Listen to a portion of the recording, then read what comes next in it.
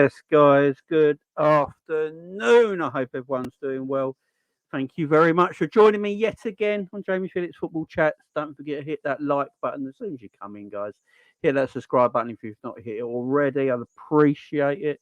And don't forget to share the video. Guys, we are going to talk a bit of talk about today. I'm going to be talking about why Liverpool can win the Premier League without buying a defensive midfielder. And I'm willing to get cooked in the chat. You know, people want to come at me in the chat. I'm willing to take it. Tell me why I'm wrong, or tell me why I'm right, maybe, or tell me why, you know what, Jamie, is starting to make a bit of sense. Maybe we agree. Who knows? But come and have your say in the chat about it. I would appreciate it. As you know as well, guys, I've just hit 5,000 subscribers as well. So I just want to say a big thank you to everyone that subscribed to the channel, and big up to everyone who's here. Thank you, I appreciate it. We got over 1 million views on the channel now as well. So 5k subscribers, over 1 million views on the channel as well. Everything going well, getting bigger and better. So I do thank everyone. And to say thank you to everyone, tomorrow night at 6 p.m. I've got a Q&A special. It's the 5k subscriber special show tomorrow at 6 p.m. So we're doing a bit of Q&A and talking to you guys in the chat and stuff like that. Just having a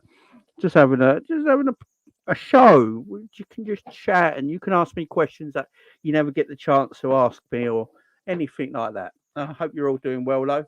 Big up to every single one of you in the house right now. Big up, Daz. Hope you're doing well, man. Big up, Keegan in the chat. Hey, bro, congrats on 5k. I'm buzzing with the team from where we thought we'd be to where we are. Yeah, exactly. Big up, Gerson as well. Big up, Jamie, who booked signed Jalpino in January. It'll be a clinch a title. Big up, LFC in the house. Big up, Captain Sal. Big up, Press. Hello, we don't need a DM. We need a good utility player. Does that mean? Unlocking Trent is the key, not DM in my mind now. Yes, Keegan. Keegan's on my wavelength. Big up, my man. Afternoon. Lakers in the house. I don't get Lakers in the chat a lot. He's a busy man. Big up, Lakers. Hope you're doing well, man. Cheers. I appreciate it. Big up, Michael, as well. Thank you very much, mate. I appreciate it. Afternoon or evening to Aaron. Hope you're doing well, man. Big up, Wade, as well. Thank you very much, mate. That afternoon. Big up, man. Big up, Taylor, as well. Says big up the chat. Big up the chat every time, man. Gary in the house as well. Jamie's special wavelength. Big up Tony in the chat as well. I hope you're doing well. I think we do personally. We're going to chat about it. But before we get to it, guys, Liverpool Football Club are top of the Premier League. Liverpool Football Club are on top of the Premier League. Big up NZ. On top of the Premier League. What are we saying? Top of the Premier League. You know, everyone thought Liverpool were dead. Do you remember the end of last season? We all sit here on a downer, looking back at an awful season. No one got rated highly through the season, apart from Mo Salah, who probably still had a good year. Everyone else was garbage, apart from like Alisson and Salah. No, there was no effort. The team looked old. The team looked exhausted. We had Jordan Henderson, who couldn't walk, let alone run anymore. You had Fabinho, you know, where everyone was walking past him and he couldn't catch him up. Thiago, still missing in action. Naby Keita would go onto the pitch, kick a blade of grass, and then trip over and get an ankle injury. Oxlade-Chamberlain was doing TikToks rather than football. Yeah, it was dead. It was dead. Trent was in the worst form of his whole career. Robbo's form went out the window. Virgil was struggling. It was an awful year. And then, according to all rivals and neutrals, or whatever you want to call people, all said Liverpool finished. You go back and watch people's Premier League predictions. Go on some football channels that are like neutral channels, yeah, or rival channels, and they're doing football predictions. Not got Liverpool in the top four. Oh, Liverpool done. Liverpool finished. They struggle now. They've lost their midfield. It's going to take them a while. They will be back eventually, but for the foreseeable future, it's going to be a struggle for Liverpool to get back to where they were. And then Jurgen Klopp was like, hold my beer. Right, let me do some work here. Let me get Big George smacked in. Let's get Big George in to do the business around here. Let's get rid of these old farts. You see, you Jordan, you want to go Saudi? You can go. Jordan Henderson knocked on Klopp. Can you imagine that conversation? Jordan Henderson knocked on Klopp's door. Jurgen answers it. Come in. All right, Jordan comes in, yeah. Boss, listen, I've got an offer from Saudi, and I'm really interested, but I'd like to stay at this football club. And Klopp's there like this. Jordan. Okay, the thing is, son, is that I don't need you anymore. I don't need you anymore. And I bet Jordan was like, when you ask your parents, you go to someone and looking for a bit of encouragement. When you was a kid and you used to go to someone asking for a bit of encouragement, like, oh, I didn't play that well today. And then your mates would go, no, you actually played all right, son. You played really well, Don't beat yourself up, and it gives you that bit of pep, because that's what you're looking for. You're just looking at someone boost your ego a little bit, and it makes you feel better, yeah? That's what Endo was doing. Walked in and was like, no, you can leave, mate. You can hit the bricks. Hit the bricks. Oxlade-Chamberlain wanted a new contract. No. We ain't doing that around here. Naby Keita wanted a new contract. No. We ain't doing that around here. Got rid of the old guard. And Big George, to Big George's credit, he built a brand new Liverpool midfield. It's hard to argue with it. Now, George Schmack gets a lot of abuse from Liverpool fans, saying, "Oh, he's a useless sporting director. What's he doing? Why are we doing this? Why are we doing that?" But to be fair to him, he oversaw, apart from McAllister, because that was sort of done before Julian Ward left, he oversaw an overrun of a midfield for Liverpool. He got rid of all the old players that me and a lot of you in the chat have been wanting to get rid of for a while. He came in and went, right, no, you're gone. You're gone. Got McAllister in, Szoboszlai in, Endo in, Gravenberch in, and Trent inverting, that's down to the manager. All of a sudden, you look like a better team. Now, if any other sporting director did this overhaul in one summer, I think they'd be getting praised. I really do. If Julian Ward did this whole midfield overhaul this summer, I reckon you'll see massive praise for Julian Ward everywhere on social media. Every Liverpool content creator, you'll see, Julian Ward overseen a massive change in Liverpool's midfield in one transfer summer. Look at what we got out, look what we got in. Look at the business we done, the players we bought. It's. I just don't get. I think George Schmack's done all right, man. I apologise to George Schmack. There you go, George. If you're listening, I actually apologise to you, my friend. You actually done I reckon he's done a bloody good job this season, and we're back. Do you know how much rivals are crying right now, guys?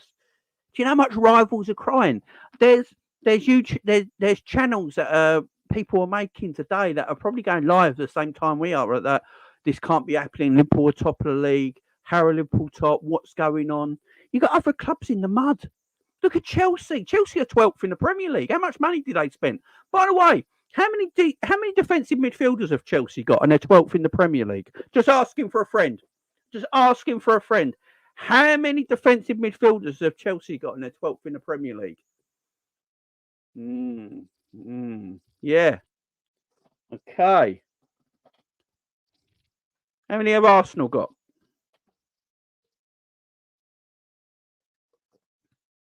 and we're competing against them apparently without a DM. I'm going to get to my main point in a minute. But look, United are in the mud as well.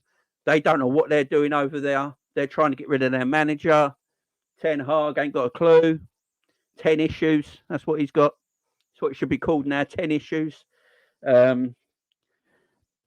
Throwing people under the bus like Mourinho used to do it. At least when Mourinho used to throw players under the bus, he did it with a bit of panaz. He did it with a bit of sparkle. He did it with a bit of charisma. He'd really go to the camera and tell you why. He did it with, and you're like, oh, all right, Mourinho's an arsehole, but he's doing it with that character and pizzazz and a bit of, Ten Hag is just like, and wears a flat cap. I mean, what's that about? What manager wears a flat cap? He looks like a dustman. What manager wears a flat cap, my man? Got no. If my manager wore a flat cap on the side of the touchline, am I listening to him when I go into the changing room? I'll be like, boss, what are you doing? You look like an idiot. You look like you're going hunting. You're a shotgun away from just going pheasant shooting. You look like a mug. These teams are in the mud and I love it. I absolutely love it. And they spend how much money? How much money do they spend? And I keep saying this, and I always get cooked for this on social media all the time. It's not how much you spend, it's how well you spend it. You do know Chelsea Football Club are going to have to spend at least 500 extra million to at least get them back to where they want to be. Because they're nowhere near it. They're going to have to spend another 500 million to get where they want. First off, they're going to have to spend 100 million on a top-class striker. So that's 100 million. Could you imagine if Liverpool spent £1 billion and were 12th in the Premier League? But no, Liverpool spend, have a really bad season and then spend, 90 million quid? And now we're top of the Premier League. So we have a really, really bad season where Liverpool are dead on their arse. The team looks old. The team looks lethargic. Klopp looks like he can't be arsed no more. Everyone in the club looks like it's falling to bits. Bang! Within one summer, they spend 90 million, get rid of all the old crap, and now we're top of the Premier League, looking refreshed. Yeah, we're not playing particularly well. Granted, we'll talk about that. But we're top of the Premier League after a bad year.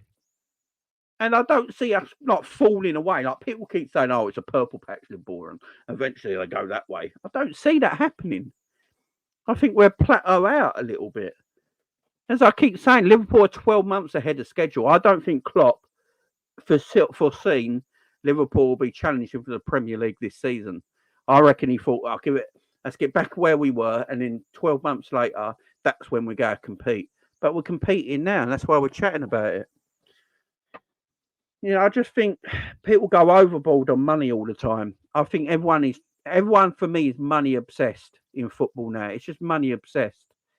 And everyone wants, I keep calling it the FIFA generation, the football manager generation, because they play with these players on their video games, on their PlayStations and whatnot, and they got good FIFA ratings, they got good FIFA cards, they've never watched them.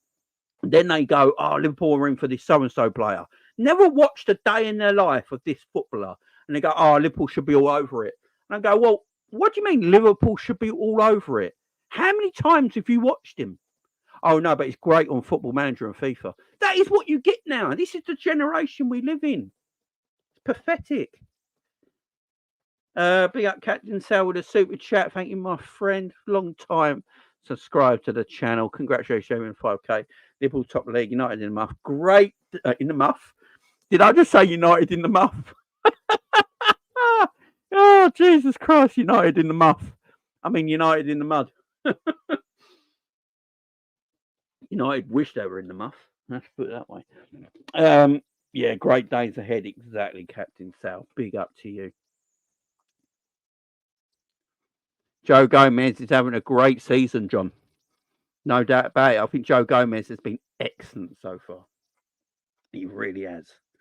He's been excellent. Salah is still great, but he's just not got that explosive pace anymore. Yeah, exactly. But what Salah's done is refined his game. He doesn't rely on his pace no more. That's why he's a quality, world-class footballer. Big up, relax says, yes, we can. Simple answer. But there has to be tweaks to the rotation made in each game.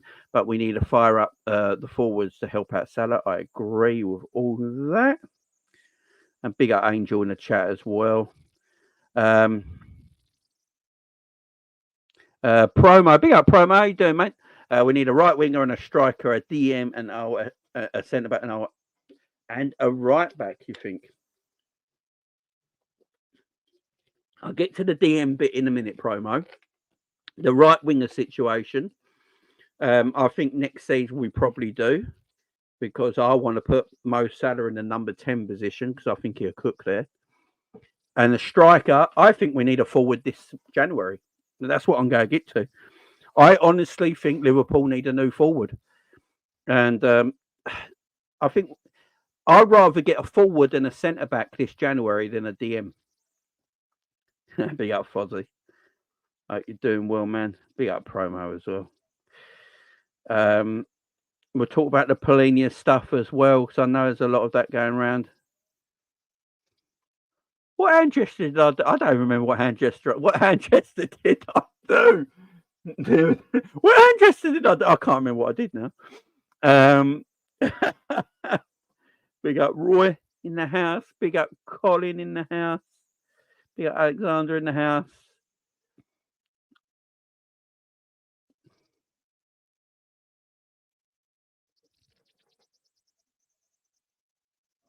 Oh, Mez with the inside details. Big up Mez with the inside details. I love it. Well, if that's true, yeah, that's fine. I'm fine with that. Big up Julie. Whoever buys the players, as long as they do a good job, I'm not bothered. I don't care if it's Julian Ward. I don't care if it's George Schmatt, Jurgen Klopp. If they're buying the correct players and they're doing a job, I'm all for it, my friend. I'm all for it. But inside knowledge there, big up. Appreciate you being here, my friend. I really do. Yeah, we're going to talk about the team's performances in a minute as well, because the team's performances have been a bit. And I went like.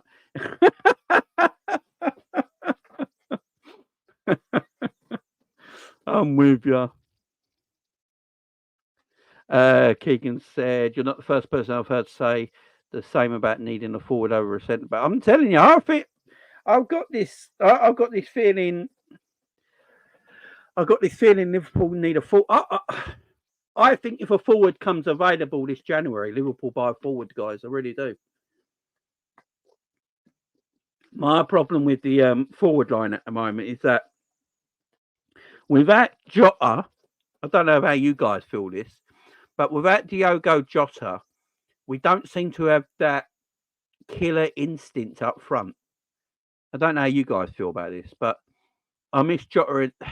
I could always rely on Jota. I could always rely on Jota to get a goal in a game. Do you know what I mean? Or test the goalkeeper or do something. Jota's a weird kind of player because he can be really quiet and have an off game, or you get, oh bloody hell, Jota's been terrible. You sit there and like Jota's miscontrolling everything. He can't pass, and then all of a sudden he gets 2 goals in 10 minutes, and that's just at the end of the game you're like, well, that's just Jota, ain't it? He's a terrible performance, but then gets 2 goals in 10 minutes. It's the same with Mo Salah.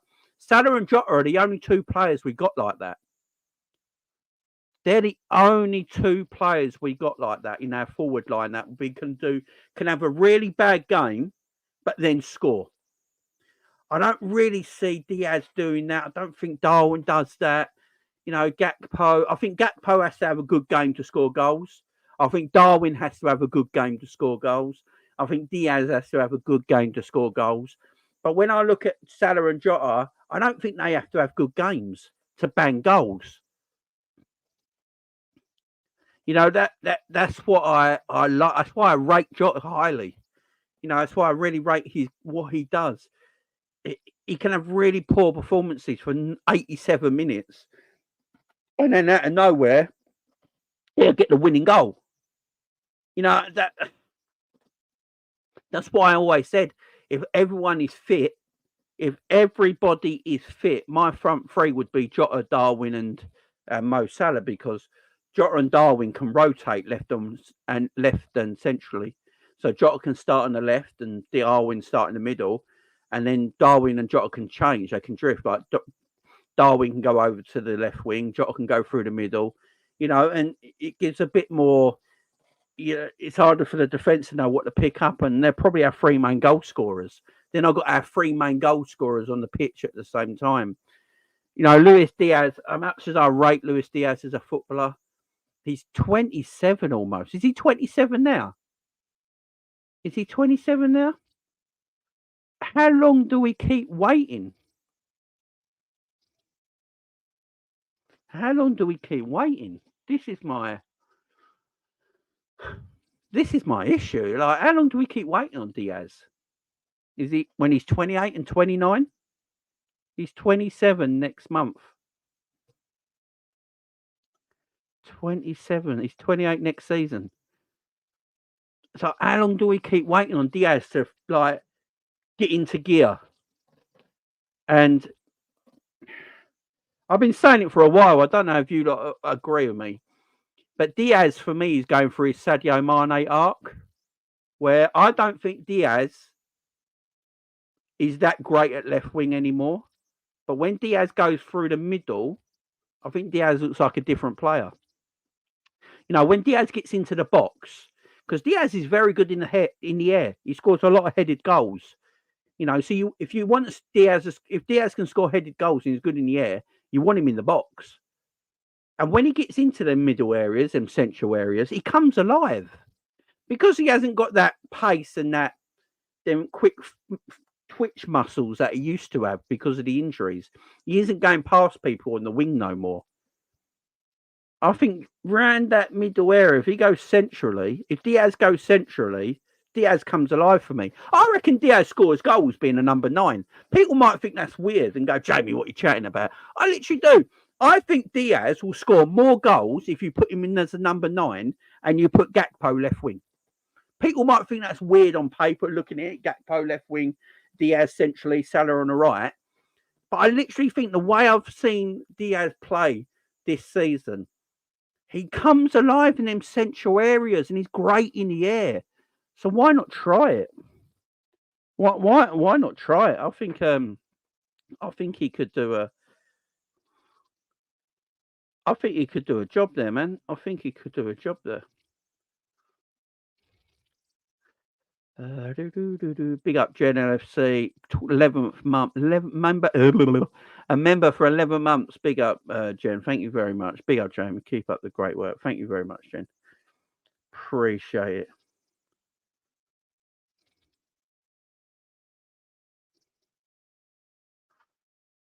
it. Douglas says, Jamie, we will not win the league because of our ownership model. Best transfer window is FSG out forever. You never walk alone. Can be some truth to that. But we have won the Premier League under this model. I mean, what we got to remember, under the FSG model, and I'm not having to go at you, Douglas, but under the FSG model, we have won the Premier League, Champions League, FA Cup, League Cup twice, and the Super Cup and the World Club Championship. So pretty much won every trophy we can. We also, this season, we could win the Europa League. We could win the League Cup again. Big chances. I understand what you're saying as well. I'm not disagreeing with you. I'm just saying I think we can debate it, because apart from Manchester City, who else actually does anything in England? I mean, apart from Manchester City. So in theory, do any owners do enough? That's the question.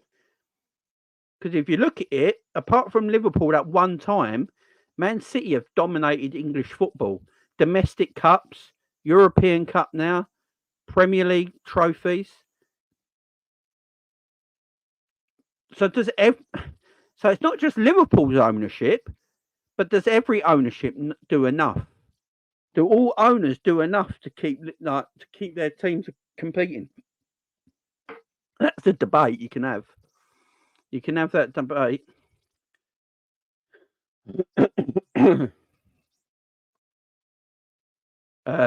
Jamie, we've scored 36 goals. Only City have scored more. We have not failed to score in any Premier League game. I'm not too worried about the forwards, even though the performance hasn't been good. Yeah, that's a good shout as well, to be fair. That's a good shout as well. Jamie, just wait till Robbo's back. It was the same with Mane, like you say. Yeah, big up. Sadiq agrees. Big up, Sadiq. How you doing, man? Hope you're doing well, Sadiq. Nice to see you around, man. Hope you're doing well.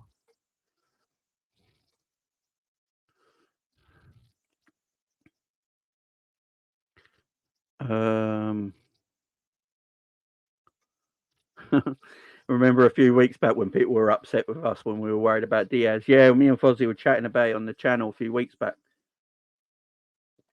I'm just worried about Diaz too. The thing with Diaz, this is the one thing I will say about Diaz. I will give him that. I'm going to give him a bit of gracious time, a period, because, we had a horrible injury. And coming back from that injury might take him a while because, look at Virgil, same kind, not similar injury, but, it took Virgil a good 12 months to get over it, 12 to 18 months to get over it. And now Virgil's back to what he is. So maybe that's with Luis Diaz. But as a winger, my problem is, as a centre-back, you can wait for Virgil to get better in his game because centre-backs can go till 33, 34, 35 if they're top quality players. I don't know if we got time to wait for Luis Diaz to get over the injury and get back to what he was when he's going to be 28 next year. That's the difference for me. That's the difference. And he's got... I play him centrally, man, because Diaz has got all the ability. Diaz is very good in tight areas. He's very good with the ball at his feet in tight areas. And I just feel like in the central areas, he's good in the air. He's got a good shot on him. He comes alive in the box. I just think get him centrally. He's a good player, man. Oh, yeah. I mean, there's no comparison. There's no comparison at all. Big up Frankie in the chat. Hope you're doing well, Frank. Good to see you here, my friend. There's hardly any own product from Diaz, in my opinion. Yeah. Yeah. I mean, this is that video I did weeks ago now when I said about my situation. My issue with Luis Diaz is like, what does Luis Diaz do? And no one's really answered it. I got to say, since I did that video, and I said, I like Luis Diaz. He's a talented footballer. All I'm asking is, what does he do? And no one's really ever answered it. But I think you put Luis Diaz in the middle, different footballer for me. I reckon Luis Diaz scores at least 12 Premier League goals through the middle, in my opinion. In my opinion, I think he scored around 12 Premier League goals easy if he played centrally. Because I think he comes alive there. He's a different kind of player. Big up Promo with the Super Chat. Big up Jay. I think we need a system change. Everyone looks poor. Our wingers don't play like wingers. Every time, every team cuts us open and our midfield looks lost. Well, I'm going to chat about that, Promo, because I do agree with you. I do utterly agree with you. Well, I'm going to chat about that in a minute, actually. Big up Michael as well, member for 16 months. Much love, my friend. I agree, Jamie. We only need a right back and left centre back and a forward. I'm amazed how many people agree with me about this DM thing. Totally, Jamie. Let's not forget some fans want you to shot a soul. I say I agree. Diaz has to step up, though. Yeah. Oh yeah. I can't imagine what that's like to go through, Sadiq. You know what I mean? I don't think any of us can ever imagine. Our parents getting kidnapped. Could you imagine?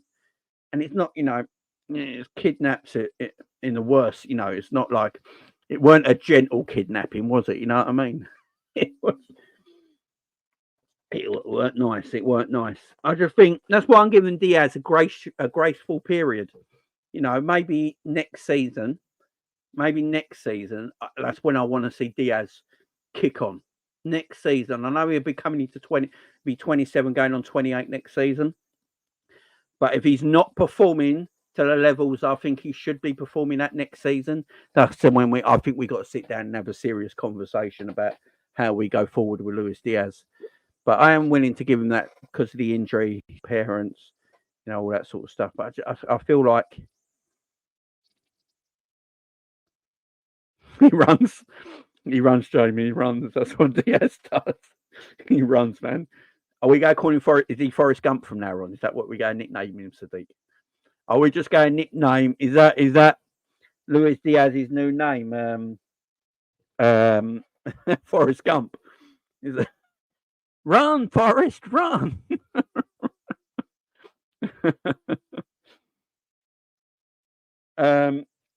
But yeah, look, this DM situation, let's just talk about this because I see it a lot on Twitter at the moment. You know, I go on Twitter quite a lot. I always scroll through Twitter every day. At the most point, I don't mind Twitter for football stuff. I keep Twitter very, you know, thingy. I just keep it to football stuff, wrestling stuff, MMA stuff. That's all I use Twitter for. Them things. So I don't actually mind Twitter.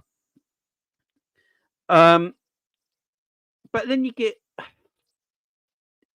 the same comments over and over again. You know, big people like there's people on Twitter or X or whatever you bloody want to call it these days. Like Liverpool fans that are big on the platform, have hundreds of thousands of followers and stuff like that. And you know, they always come out the same thing every day. If Liverpool had the DM, if Liverpool had the DM, if Liverpool had the DM, if Liverpool was serious this January, they'd go and get a DM and we'll win the Premier League. First off, I want to know if they can see the future. That is the first thing I want to know. Can they see the future? Because they are so, because everyone who says this seems to be so like, they know, oh, if we get a DM, it's over. Yeah, Premier League trophy, you might as well just get that name written on it now. You know, it's so set in stone. It is set in stone that Liverpool go win the Premier League if they go and get that DM. You know, and it's like, will they? Is that the case? You know, what's the DM everyone wants? So, Polinia. Big up my man, Machine. Thank you very much. Thoughts on the links of Joe Polinia? So, my thoughts on the links of Polinia at the moment is that the agent, Polinia, wants to stay in the Premier League. I don't think he wants to go abroad. I think Bayern Munich he will go to if no other Premier League club comes in for him. But he wants to stay in the Premier League because it's the best league and it's the richest league. And he'd rather stay in the Premier League. But if he's going to stay in the Premier League, he's going to have to go to a team that matches his credentials. So that's a Liverpool, a City, an Arsenal, teams like that. That is why the agent is talking to them clubs. You know, I don't think Liverpool sought out his agent to speak to him. I think his agent are speaking to them clubs because he wants his player wants to stay in the Premier League. So to stay in the Premier League, it's going to be them three clubs he talks to stay there. But what sort of DM does Klopp want? Because I always say this: does Klopp just want a smash mouth, wins every tackle, reads the game beautifully, kind of defensive midfielder like a Polinia? But Polinia, for me, is not great on the ball. I watched when Fulham played Liverpool the other week. Polinia was good at reading the game and intercepting the ball and getting hold of the ball and controlling the midfield for Fulham. But he weren't great on the ball. Like you could press Polinia. As soon as you press Polinia, Endo did it twice. And Endo's not great.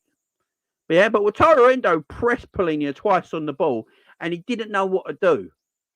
And I don't think Klopp wants that kind of number 6. I think he wants a cultured, defensive-minded midfielder that can play. That's why he was after Lavia. I keep saying this time and time again. Jurgen Klopp wanted Lavia. George Schmack wanted Lavia.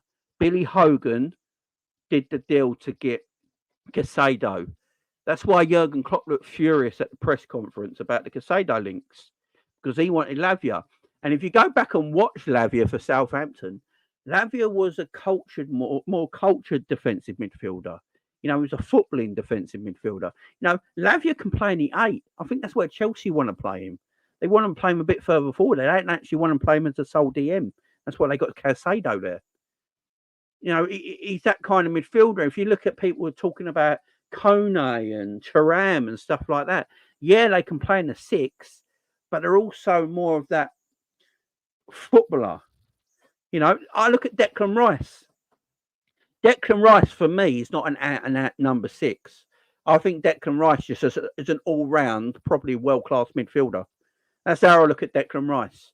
Like Steven Gerrard. Steven Gerrard is not an out-and-out defensive midfielder, but Liverpool could play Gerrard defensive midfield because he's an all-round world-class footballer, right? And can play there. I think Declan Rice is like that. I think Declan Rice can play mid in the number 8 and play box-to-box quite easy, or could play the 6. He's that kind of midfielder. And I think that's what Liverpool are looking for. I think Liverpool are looking for that kind of midfielder that is an all-rounder, that is a quality all-round midfielder that can play in the 6, can play in the 8, can play box-to-box, can do it all. And I think that's what they're looking for right now. And that is why Alexis McAllister plays in that position right now, in my opinion. And I think it's working. Now, when you watch our games, people will say, Jay, it's not working. You can tell it's not working. But I think more the reason it's not working is maybe more because of the system more than the individual players. I really do. This system that Jurgen Klopp plays is a really difficult system. It's a really difficult system because it's counter-pressing. It only takes one player to mess up in the counter-press and then the opposition get through you. It's that difficult. If you look at Liverpool when they were the best team in the world, in my opinion, the 2 years that they won a Champions League and Premier League, for me, Liverpool were probably the best team in world football then. Our midfield was Jordan Henderson, who no one rates as a footballer.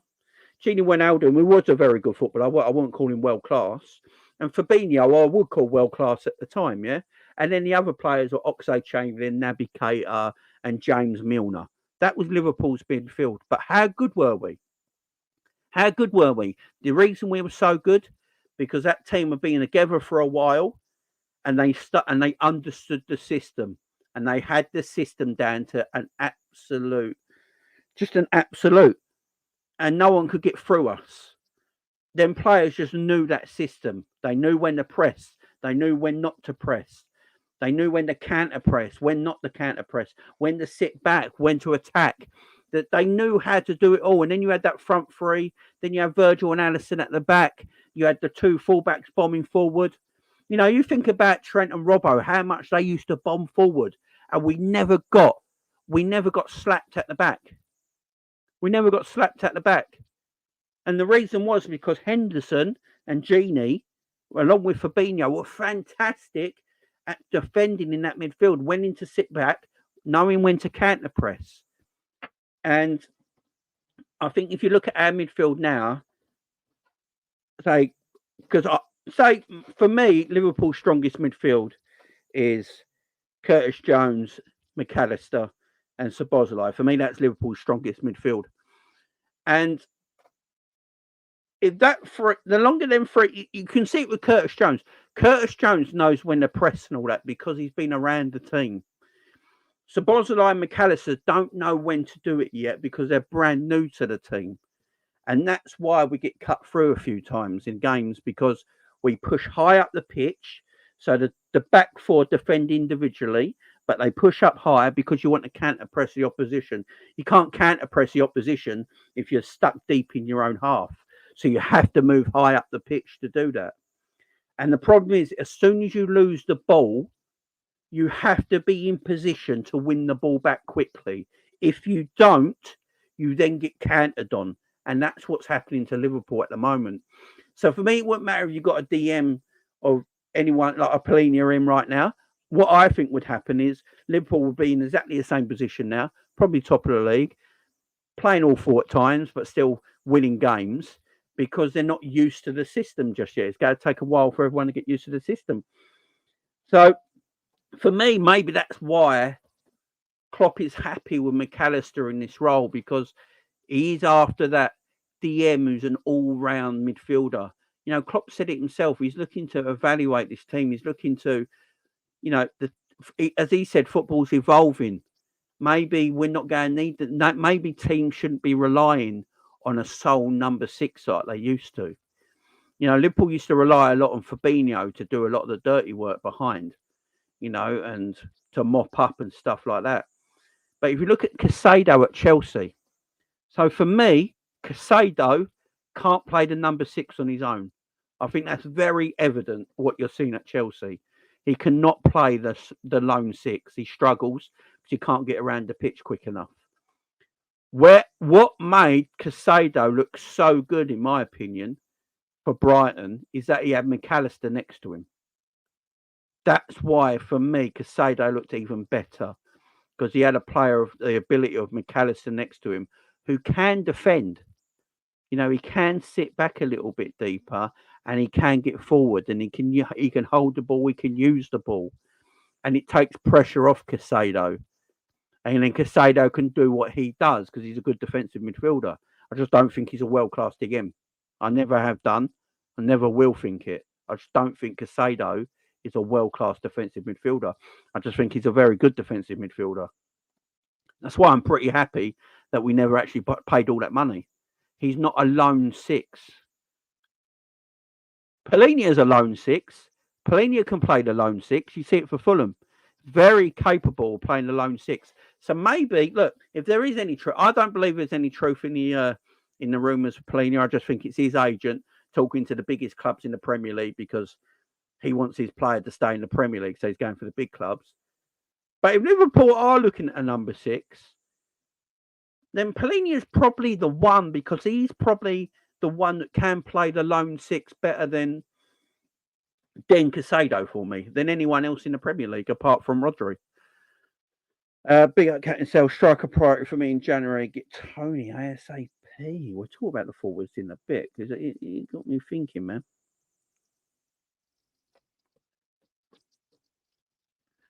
Yeah, big up Sadiq. Yeah, Twitter can be like, you get knobs on Twitter because so many people, it's easier to insult people behind a screen, ain't it? And, you know, they ain't got the guts to come on like YouTube or anything like that and do a video. So it's easier just to waffle on Twitter. So I'll just block all them people. You know, the block button's a beautiful thing because it just, you get peace of mind. You're like, oh, just block. Peace of mind.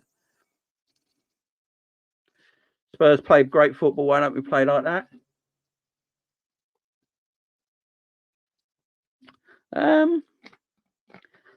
Let's chill on Spurs for a little bit. I think we need to chill on Spurs for a little bit. And here's my reasoning. Let's see what Spurs play like next season. For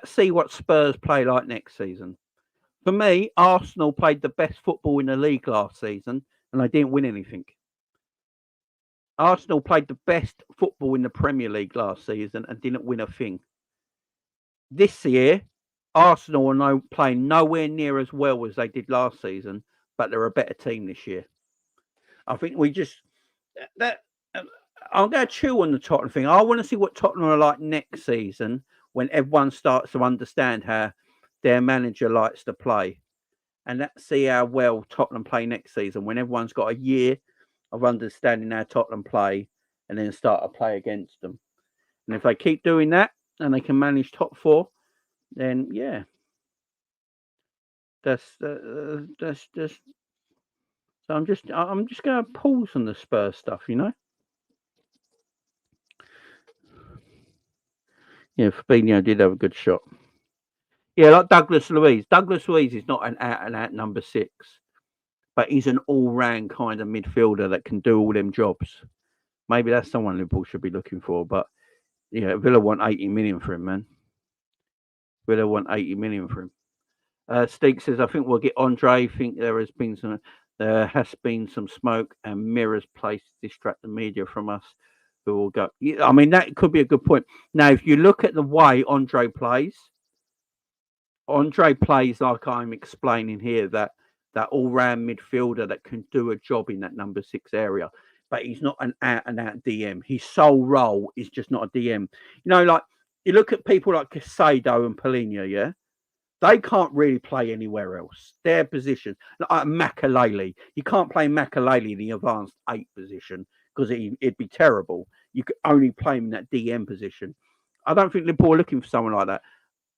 If Andre, yeah, I think that's who they. Yeah, Lavia's been injured all season. Promo. I mean, it's hilarious. He turned us down. Declan Rice would have been perfect. Declan Rice would have been perfect. But again, he's not an out-and-out number 6. He can play box to box. He can do loads of things. Big up, my man. Hope you're doing well.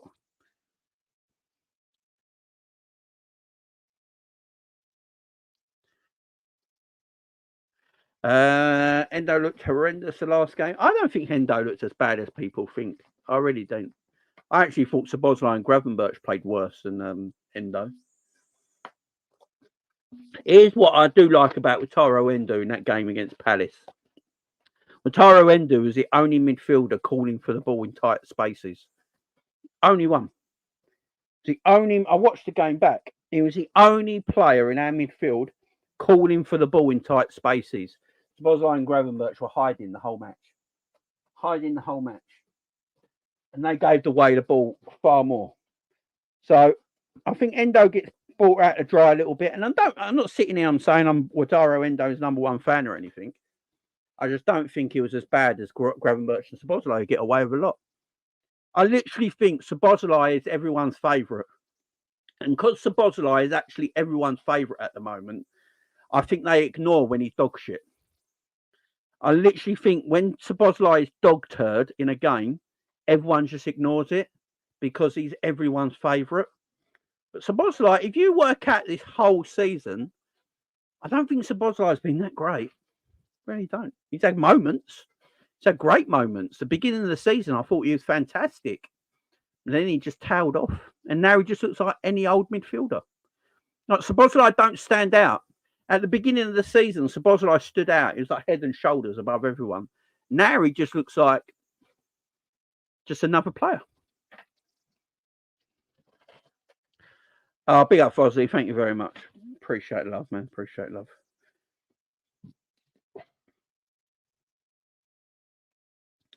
Yeah, I've been talking about a double pivoters for a while as well. And big up Cal if he's watching from Coppish. I know Cal talks. Sorry, I'm trying to take my shoes off. Talks about Cal from Coppish. Big up. He always talks about the double pivot as well, and I agree. I think Liverpool got a team there that can play the double pivot. You go and buy a right back in January. You put Trent in midfield in the double pivot alongside McAllister. You play McAllister and Trent together in a double pivot. You play Szoboszlai a little bit in front of him in the number 10 role where Szoboszlai really wants to play. And then you can rotate. You can play Gakpo in the 10 for Szoboszlai. Then you got Gravenberch off the bench, Curtis Jones off the bench, and Harvey Elliott, who we got a chat about, by the way, turned into a player off the bench. You know, you got choices there. I agree.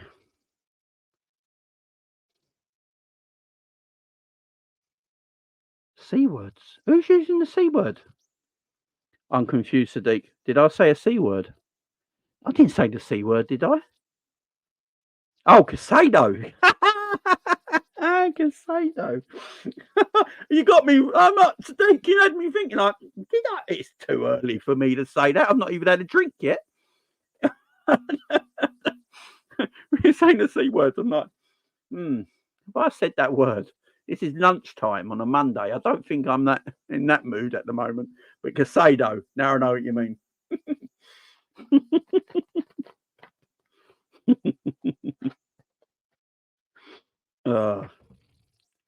Yeah, he is. He is.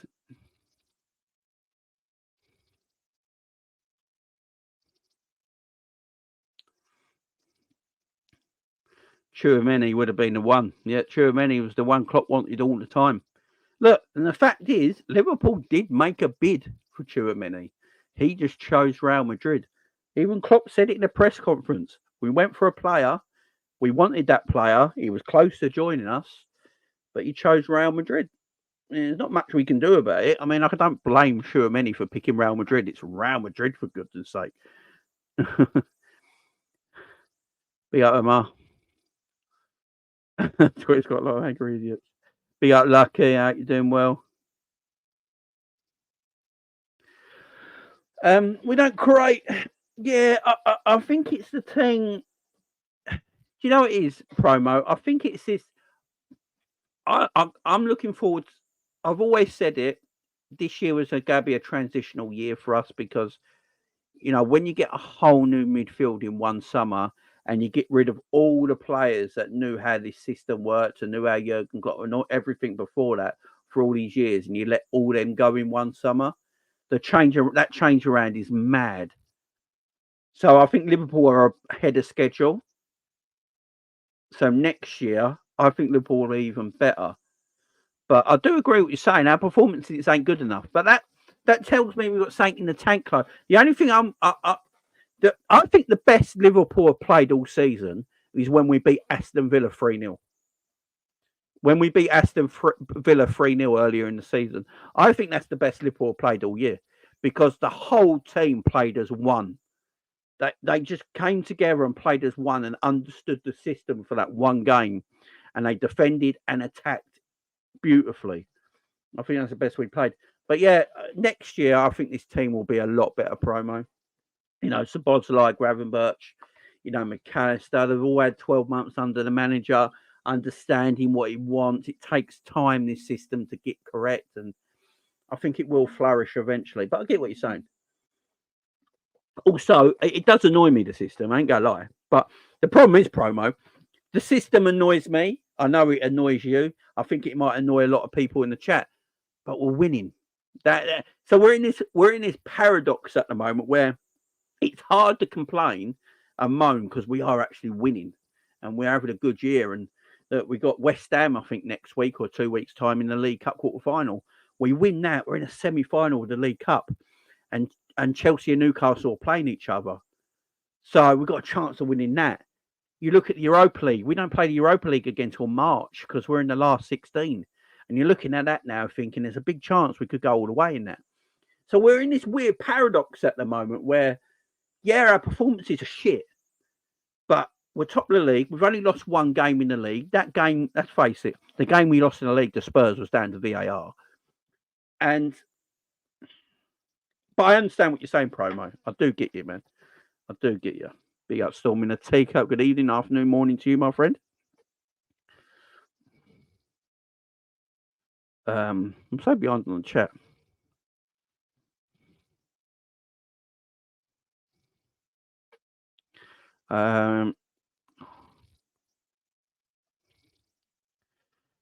This is what I'm saying. Endo is always available for the pass.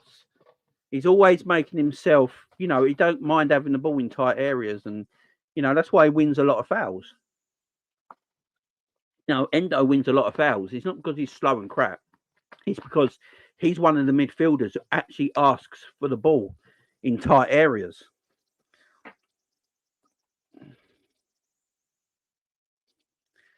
Endo's our best midfielder in Palace game. I agree. And I believe, and I think Klopp took Endo off as a tactical because as soon as he took Endo off, it opened the game up a little bit because Palace came onto us a little bit more. And because Palace came onto us a little bit more, it opened up the game a bit.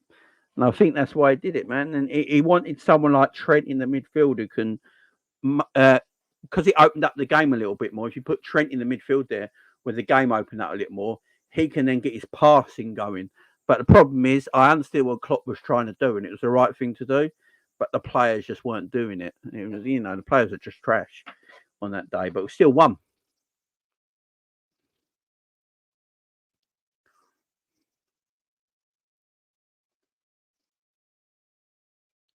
This is what I'm saying. I'm glad people are agreeing with me, I thought I'd be sitting here on my own on the Endo thing. It's like, And I think all of us are the same in the chat. We don't think Endo's the player he should be. Should he be at Liverpool and all this? It don't matter because he's a Liverpool player now. We should stick by him. But I do think the agenda against Endo is mad. You know, there's a certain person on Twitter who's big on the platform, big Liverpool fan, who for some reason slags Endo off all the time. Slags Endo off all the time. Oh, he's not a DM. He's too slow. He doesn't tackle. But then he absolutely loves Darwin Nunez, who doesn't score goals. So help it make sense. Help it make sense. The agendas are mad. Why are Liverpool fans got agendas against their own players? I don't get it. Why have we got agendas, man? It's okay criticising a player and critiquing a player, but to keep bashing a player all the time, it's like, do you watch the game? I swear they watch highlights. I swear. It was a bit too physical for Szoboszlai and Gravenberch, Jamie. Endo at least would kept showing for the ball. Exactly. That's what I'm saying. And no one's saying any of them were any good against Palace. But Szoboszlai, Nunez and Kanate are not showing great form. They're not at the moment. Spot on Jamie, I ignore any bad moments Szoboszlai has had. He's my favourite player in the team. Not going to lie. There you go. See, Captain Sal even admits it. See? And I know Captain Sal, I know Captain Sal very well, and I know he's Szoboszlai's favourite player, but even he's admitting it now. You know, we get upset when, you know, we shouldn't have agendas. I don't think as a fan base, we should be looking at players and having this agenda and putting it on social media all the time with that agenda, just going, oh, Endo's dog shit. Why have we got Endo? Endo this, Endo that. And then still praise Darwin Nunez, who can't score goals. Oh, because he runs. Because he runs in behind and he works hard off the ball. But that's not what we bought him for. He's a striker. Darwin Nunez is a striker. Correct me if I'm wrong, guys. But he's a striker. So, yes, I admit he works hard off the ball. I think Darwin Nunez is a decent player and there's something about him I really like. And he's infectious. I get that. But at the end of the day, he's a striker who's meant to score goals. Meant to put the ball in the back of the net. But we keep praising him for not doing what he should do. But then we always negative against Endo because he asks to receive the ball. He doesn't mind receiving the ball with his back to goal. He doesn't mind receiving the ball in tight areas, but he's not the quickest. I'm sick to death of it gets on my tits. I ain't lying, man. Yeah, gang deep. Been a while, man. The system doesn't suit Szoboszlai. He's doing up Endo, which takes away from, which is good as Creighton. I agree with that, gang and deep as well. I've been saying that since Szoboszlai came to the team. I said, don't expect to see the Szoboszlai that played for Hungary and Leipzig at the moment because he's going to be doing up the Henderson role. But I do think in 12 months' time, things will be different. I do believe. I think Liverpool will go buy another midfielder. I think Liverpool will either buy another midfielder this January or buy one in the summer, and then that'll be our midfield complete. And it might be a DM or it might be one of them all-round midfielders that can play DM. But it might shock people. But I agree. Like he's doing the Hendo role at the moment. Curtis Jones or whoever plays on the other side. If you look at Curtis Jones, the reason I put Curtis Jones in my midfield before Gravenberch, and people will go, because everyone go, well, Gravenberch is obviously a better player. Yeah, but it's all about balance in the midfield.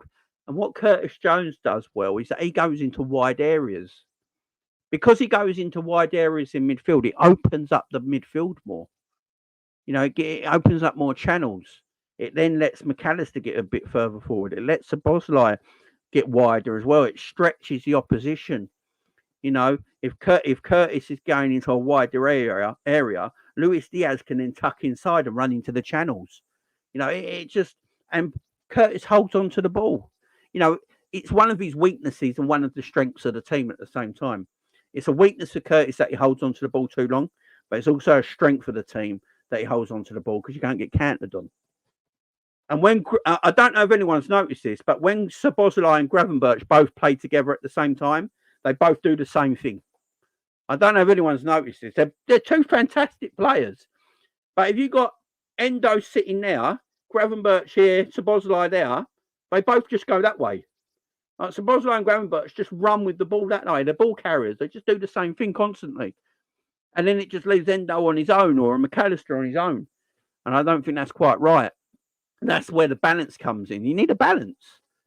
You know, sometimes you can't play who people would think is your best 11. You know, sometimes you can't play. Sometimes you've got to look at what your best 11 is for a balance of the football team. I remember when Real Madrid sold Makelele. I remember when Real Madrid sold Makelele to Chelsea, and Zidane, at the time, who was still a Real Madrid player, went absolutely mental. Absolutely mental. And people couldn't understand why. Because, you know, as rated as Makelele was, you know, he weren't in the, you know, people didn't see him as like a Zidane or a Figo or a Beckham or an R9 or any of these kind of players. But Zidane said, we can't play the way we want to play without Makelele in this team. And he was correct. You know, you need players that help the balance of the side. So Gravenberch might end up being a far better footballer than Curtis Jones. But if Curtis Jones brings better balance to the midfield that helps us win games, that's fine, guys. That's not an insult to anyone. Eventually, yeah, Gravenberch starts playing better. He'll take Curtis's spot. As Gravenberch, here's a question to everyone in the chat right now, because this does split a lot of hairs, the Gravenberch Curtis Jones chat. It does split a lot of hairs. But as Gravenberch, and I want this a serious answer from everyone in the chat, yeah? A serious answer from everyone in the chat. Has Gravenberch actually played well enough to take Curtis Jones out of the 11? And I mean this sincerely, yeah? Let's have a proper discussion on it. Has Gravenberch even actually played well enough to take Curtis Jones out of the starting 11? It's all about balance, man. It's all about balance. It's all about balance. You know, you can't put 11... Sometimes you need these sort of players in your team.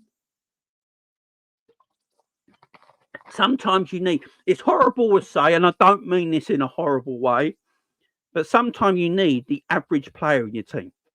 Sometimes you just do. Sometimes you need that average player. So you can't always play with 11 world-class players. It doesn't work. It might look good on paper. You know, you do a 1 to 11 of the greatest ever, whatever. And on paper, oh my God, that looks amazing. That'll beat everyone in the world, in the league and all that. And then they struggle. And you're like, how's that team struggling with them players? It's because you need balance. It's because you need balance. And there's nothing wrong with it. There's nothing wrong with it. Nothing wrong with it at all. Nope. Yeah. I'm starting to think that putting Grav at left wing. Oh, it's a shout. Promo says he's done F4 in the Prem. Yes, what has Jones done? Gravenberch starts for Jones for me. Again, Jake Ismay, it's not about what he's doing, it's the balance of the team, my friend. It's the balance of the team. But what has Gravenberch done that is so much better than Curtis Jones? Let me know in the chat. What if you are a yes, like Jake Ismay here, what has Gravenberch done so much better in the Premier League? Not Europe, in the Premier League, more than Curtis. I just need to know. See, I think Gravenberch will end up being a better footballer than Curtis Jones. But for the balance of the team, if you're playing Gravenberch, I don't think you can play Szoboszlai.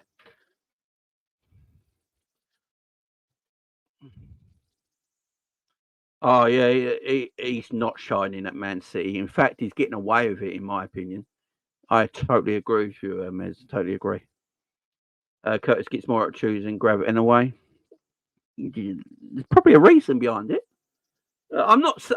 Look, I like Gravenberch as a footballer. I've already said I think Gravenberch will eventually be the main midfielder for Liverpool, outshining everyone, in my opinion.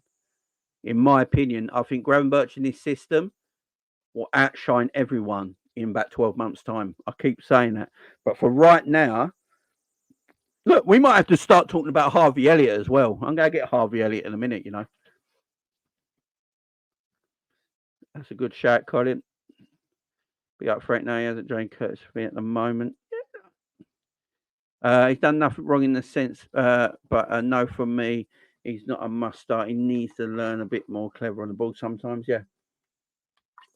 My thing with Gravenberch, he gives away the ball too much in dangerous areas. That's my only worry of Gravenberch at the moment. I think he's tremendous on the ball. I think he's a good ball runner. I think he's got a goal in him. He's got to work on his final ball. For me, Gravenberch, if he just works in his final ball, he'll have that in his game. He has got a goal in him. There's no doubt about that. And he's a great ball runner. And I like he runs with the ball really well and he attacks really well. And he's got that long stride pattern. This is what I'm saying. I think eventually Gravenberch will be the main starter for Liverpool. But right now, for the balance of the team, defensively and attacking, I think Curtis just starts in front of him right now.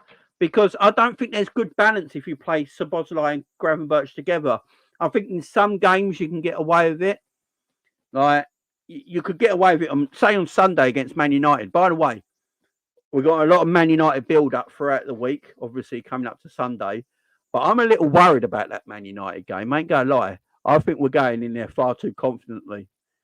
That's my only worry, that the players are going to do the same thing. Because we should beat Man United at home. I just feel like we might be going in there too confidently. But you could probably play a Gravenberch and the Szoboszlai together against Man United because they've got no Bruno Fernandes. That's going to be harder for them to get out. So them two could play. But yeah, I think Gravenberch will be absolutely fine.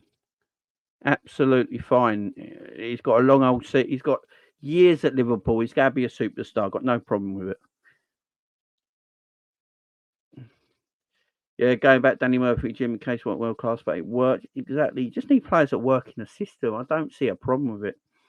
I criticised Harvey last year, but his current performance have proved me wrong. Yeah, Harvey's been. Yeah, that's what I'm saying, Cat J. Kismet. He is. But can you play him and Szoboszlai together? That's the issue. Jay Kismet, let me know in the chat. Do you think Szoboszlai and Gravenberch can play in the same team together right now? That's the only issue I've got, not about the individual player. Grav needs to learn how to pass this over to everyone. Oh, I've said this as well, Promo. Grav reminds me of Pogba so much. I've said this so much, Promo. He's got the same sort of stride pattern, the way he runs, the way he holds the ball, the way he passes the ball, the way he's built, everything about him. Yeah, I agree. I've been saying that. I think that's why I keep saying it. For me, pound for pound, Gravenberch will be our best midfield player, in my opinion, in the years to come. I really do.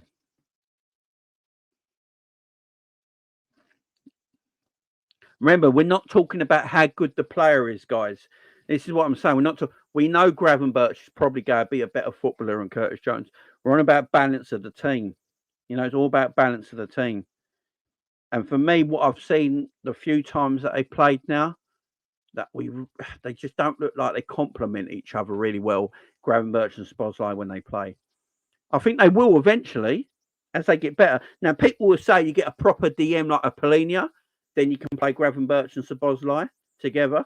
Yeah, that's a fair argument to make. If you go in Liverpool, go and get a Polinia, yeah, and they put him as DM, then Szoboszlai and Gravenberch could probably play together. That's a fair argument. But at the moment, we haven't got that player. So we've got to look at what we got. And for me, if McAllister's playing DM, I think it's better with Curtis Jones and Szoboszlai, or maybe Curtis Jones and Gravenberch. I mean, Szoboszlai gets dropped for a while. So it's not about the players' qualities, it's about the balance in the teams. United are incredibly shy, but it's just there's something about this game coming up just worries me.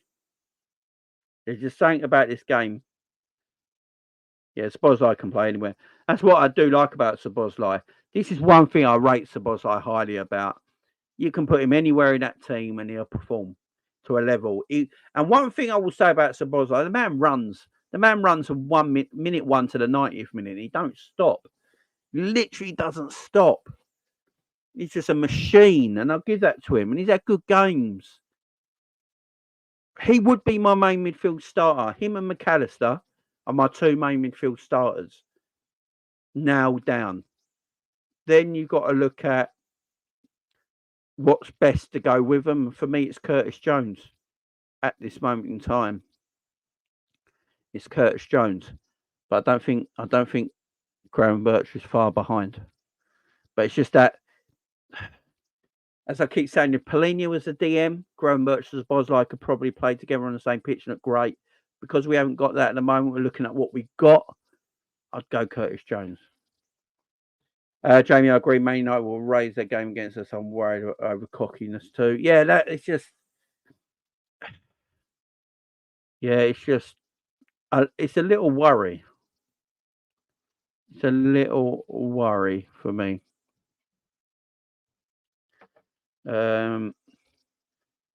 He says, big up to Super Chat as well. Thank you very much. Much love, my friend. What do you think are our realistic next 3 signings? I think a centre-back will happen. Will it happen in January? I don't know. Klopp was very... Did anyone see Jurgen Klopp's press conference when he was chatting about it? He was very sort of like... kept his cards to his chest sort of thing. Kept his cards to his chest sort of thing. I'm not sure, but I said this before. I think I said this the other day. When Liverpool was spent in January when they needed to. They got Diaz 2 Januaries ago. They got Gakpo last January. Now, if you look at the Diaz and Gakpo signings in January, they will go and get them in the summer. So last summer just gone, sorry, that is when we were meant to buy Gakpo. But because Man United were looking at him and trying to bring him in January, Liverpool moved early for him and went and got him in January. The summer before, the year before that, the summer before that is when Diaz was meant to come to Liverpool. So Mane was leaving in that summer to Bayern Munich, and the whole thing that it was meant to do was bring Diaz in to replace Mane. But what happened is Tottenham was sniffing around, and Tottenham would go put in a transfer bid for him in the January. So Liverpool decided to go and get their targets earlier. Now, I don't know if Liverpool go do the same with a centre-back. There might be a centre-back that Liverpool are looking at to get in the summer.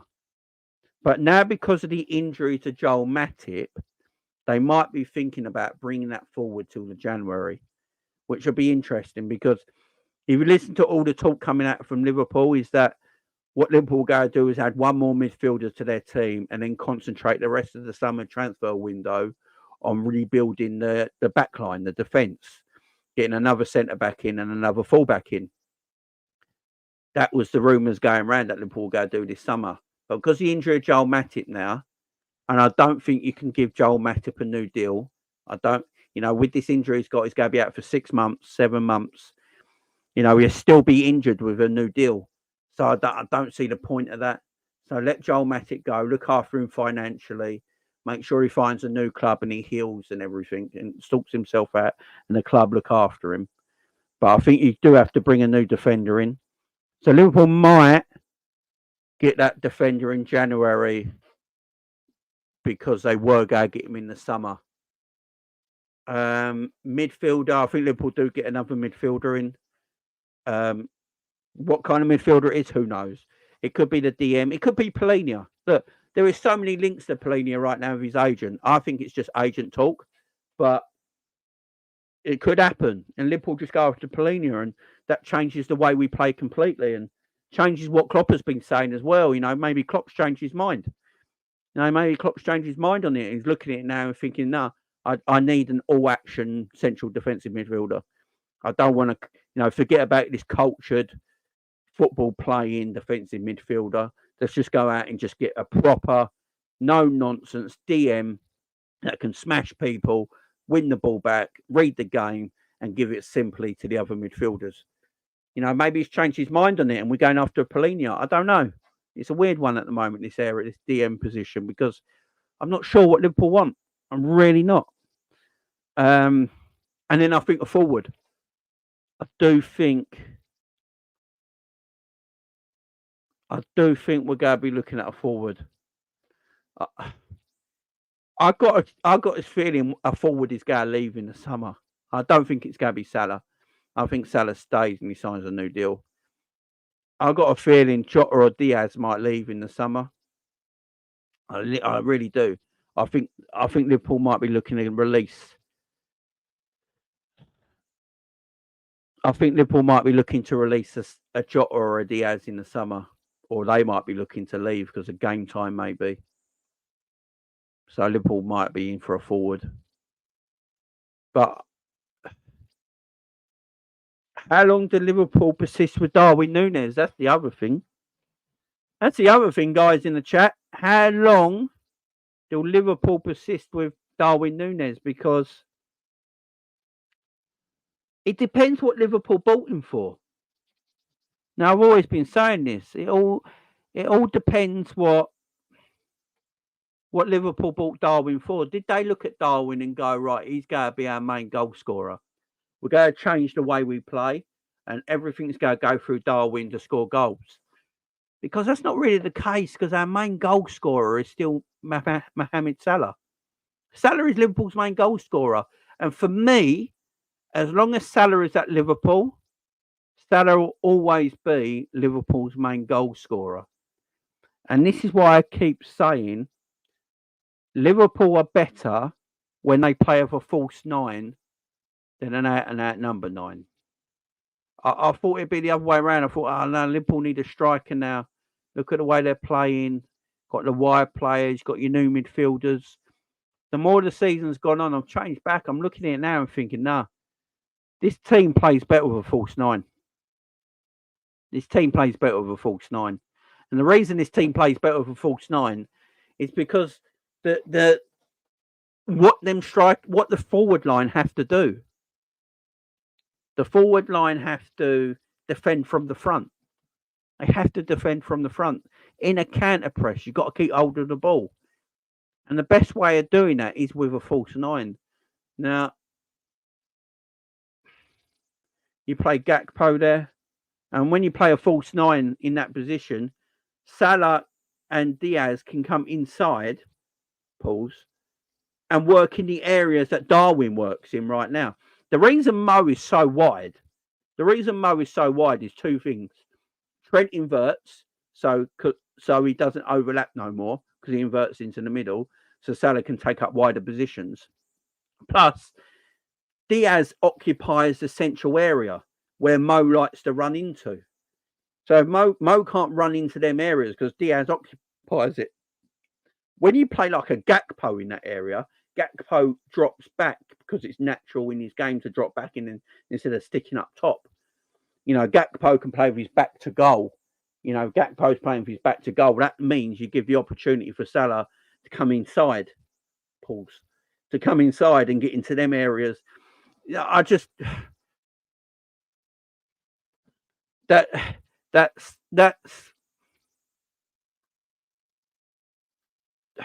just the way I'm seeing it right now. I just don't know what they see in Darwin. Like, Darwin's a striker, is a goal-scoring striker. That is what he's bought for, in my opinion. But the problem is, when you've got someone like Mo Salah there, Mo Salah is still your main goal scorer. He's your main striker. I've always said it. Mo Salah is a striker that plays right wing. It's just the way it is. You know, most strikers play the number 9 through the middle. Our striker plays out in the wide area, in my opinion. So the striker that plays in the middle don't need to be a striker, if that makes sense. Like Bobby Firmino, that's why it works. Bobby Firmino wasn't a striker. Our striker played right wing. So in the middle, you don't need a striker. And it's still the case. Salah's still our striker playing on the right.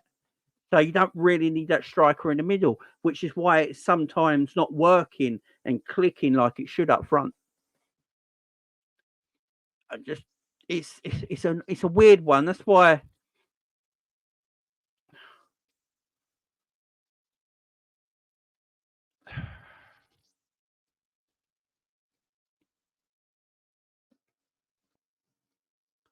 It's a weird one. And what's Douglas saying now? FSG have handicapped us so that they have never completed a strong 23-man squad, 13 years of Moneyball. Our clubs have evolved. Douglas, my man. Go and have a look at Man City's squad, Douglas. Man City's squad is smaller than ours.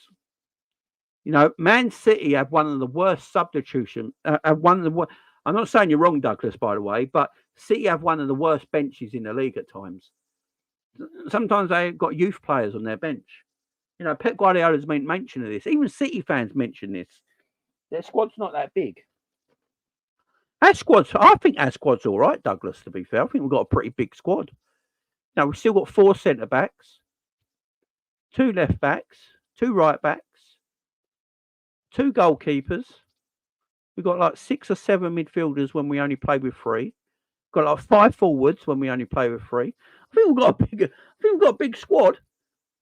Okay, look, I'm not saying you're wrong, Douglas, at all. I'm not saying you're wrong, but I keep saying, like, apart from Man City, who else has really done enough to compete with them?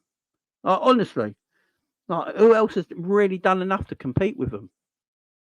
Are Liverpool competing with City this season, would you say?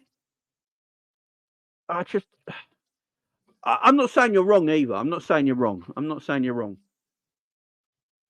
But I think there's debates there to be made. You know what I'm saying? I think there's debates to be made there. Wait, Daz, send me.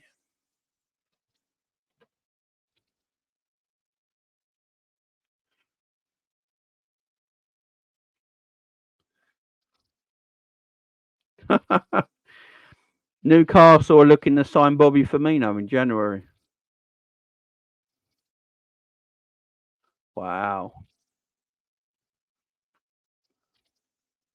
Be shocked. Darwin is good, but some of the bad habits are coming back. Yeah, and I'm not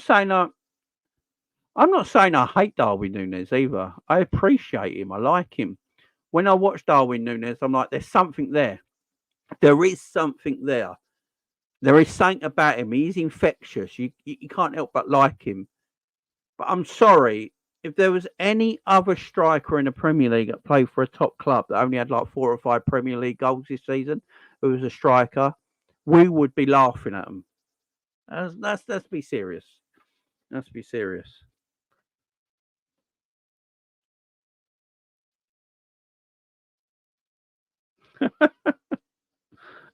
They will.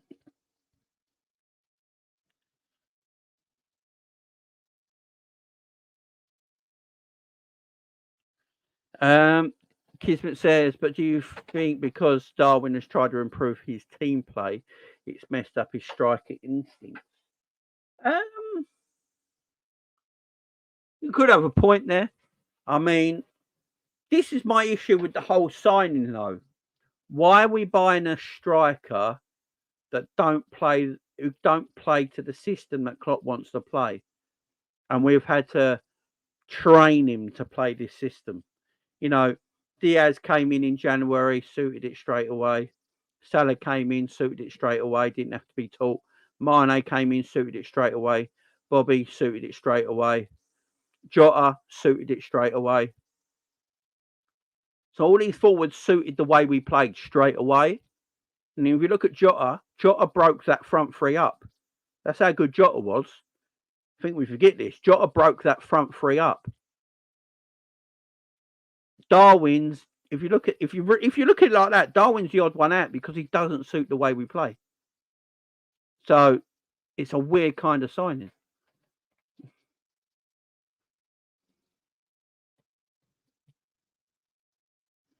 You know, and to be fair, I do see a lot of people saying that Darwin lacks service.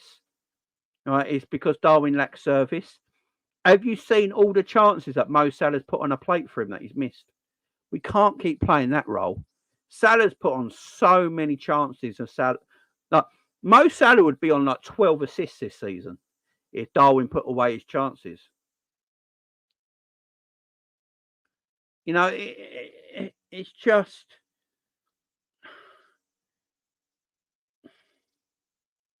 So he's getting created for because Diaz has made chances for him. Salah's made chances for him. I just look at the forwards that we've had. Darwin is the odd one out to all of them under Jurgen Klopp.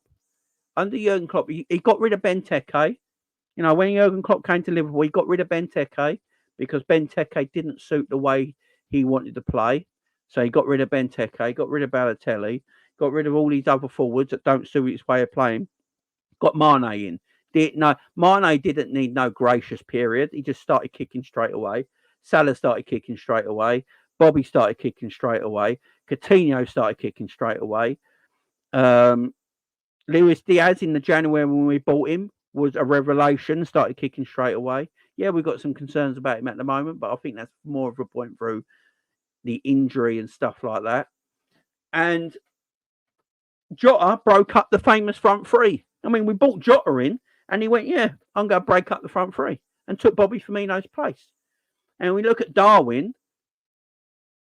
and we're still making excuses for him in his second season. So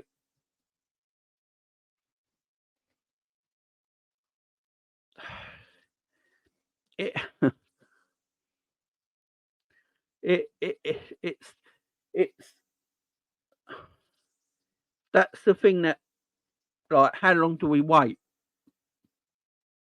How long do we wait? Are we all willing to give Darwin to his third season? Are we waiting for Darwin to kick on in his third year? I've been saying it for a while. There's something I like about Darwin. It's hard to talk about because people will come at you and go, what has Darwin done so wrong? What chances did he miss? Blah, blah, blah. But Darwin's this, Darwin's that. Yeah, Darwin works hard. Darwin runs in behind. Darwin works hard off the ball. He doesn't go hiding that much, you know, when he misses chances. I praise Darwin for all them things. You know, there's a lot of strikers who miss chances and he goes hiding. Darwin pretty much doesn't. He's always available. He wants the ball. He's running in behind. He's stretching the opposition. He's trying to interplay. I get all that. And I think that's good. But at the end of the day, his job, people might not like this, but it's an absolute fact. Darwin Nunez, I can say all this. Good off the ball, running, stretching the opposition, trying to link up play. All this, being around, you know, being involved in the 2 goals that we scored against Fulham. You know, he's involved in all them. That's all well and good. And we can praise that. But the absolute fact of the matter is, Darwin Nunez was bought to score goals. He was bought to score goals. And he's got, what, 4 Premier League goals? 4 Premier League goals? And the problem is, Mo Salah can have awful games. I actually think Darwin's played better than Mo Salah at times this season. I really do. You know, you look at the season as a whole, you know, you can argue that Darwin Nunez has played better than Mo Salah sometimes this season. But then Mo Salah's still our top goal scorer. He still puts the ball in the back of the net. He's clutch. Comes with the big moments. If there's a big moment in a game, I'll bet you any money Mo Salah's in front of it. And that's the difference. That's the difference to me right now between all the players. And this is why I keep saying, Mo Salah and Diogo Jota in our team are the only 2 players who can be crap all game, but then still win you the game of football. Can still get it done. I don't see what's wrong with Darwin coming off the bench and grabbing goals. I've said this for a while now. I think if Darwin comes off the bench, I reckon Darwin scores more goals for Liverpool as an impact substitute than he does starting. I really do. I think that's the case. You play Darwin in the you get Darwin off the bench. Darwin off the bench. I reckon he scores more goals than he does if he starts games. You know, and that's the thing. It's just, and I agree with everyone else as well. Like he does, he does it for Uruguay. He did it for Benfica. But again, what I keep saying is, he's not the main forward in our team. This is the difference. Mo Salah is still the main striker in our team, and as long as Mo Salah is still the main striker in our team, I think Darwin will struggle. As I say, I like Darwin. I'm not here hating on Darwin. Please, no one think I'm hating on Darwin, because I'm really not. I like Darwin Nunez. I need him to score more goals. I really do. Because the amount of chances. If you look at Darwin's XG, he should be on so many more goals than he is on right now. Go and look at Darwin's XG. I think Darwin's got one of the highest XGs in the Premier League, right? But he's got not enough goals. You know, so if Darwin could put away the easy chances, we ain't having this conversation, guys. It's as simple as that. If Darwin Nunez could put away the easier chances more, none of us are having this conversation. He's probably on like 13 goals this season. He's probably joint top goal scorer with Haaland if he put away the easy chances this season. And then none of us are having this conversation. None of us.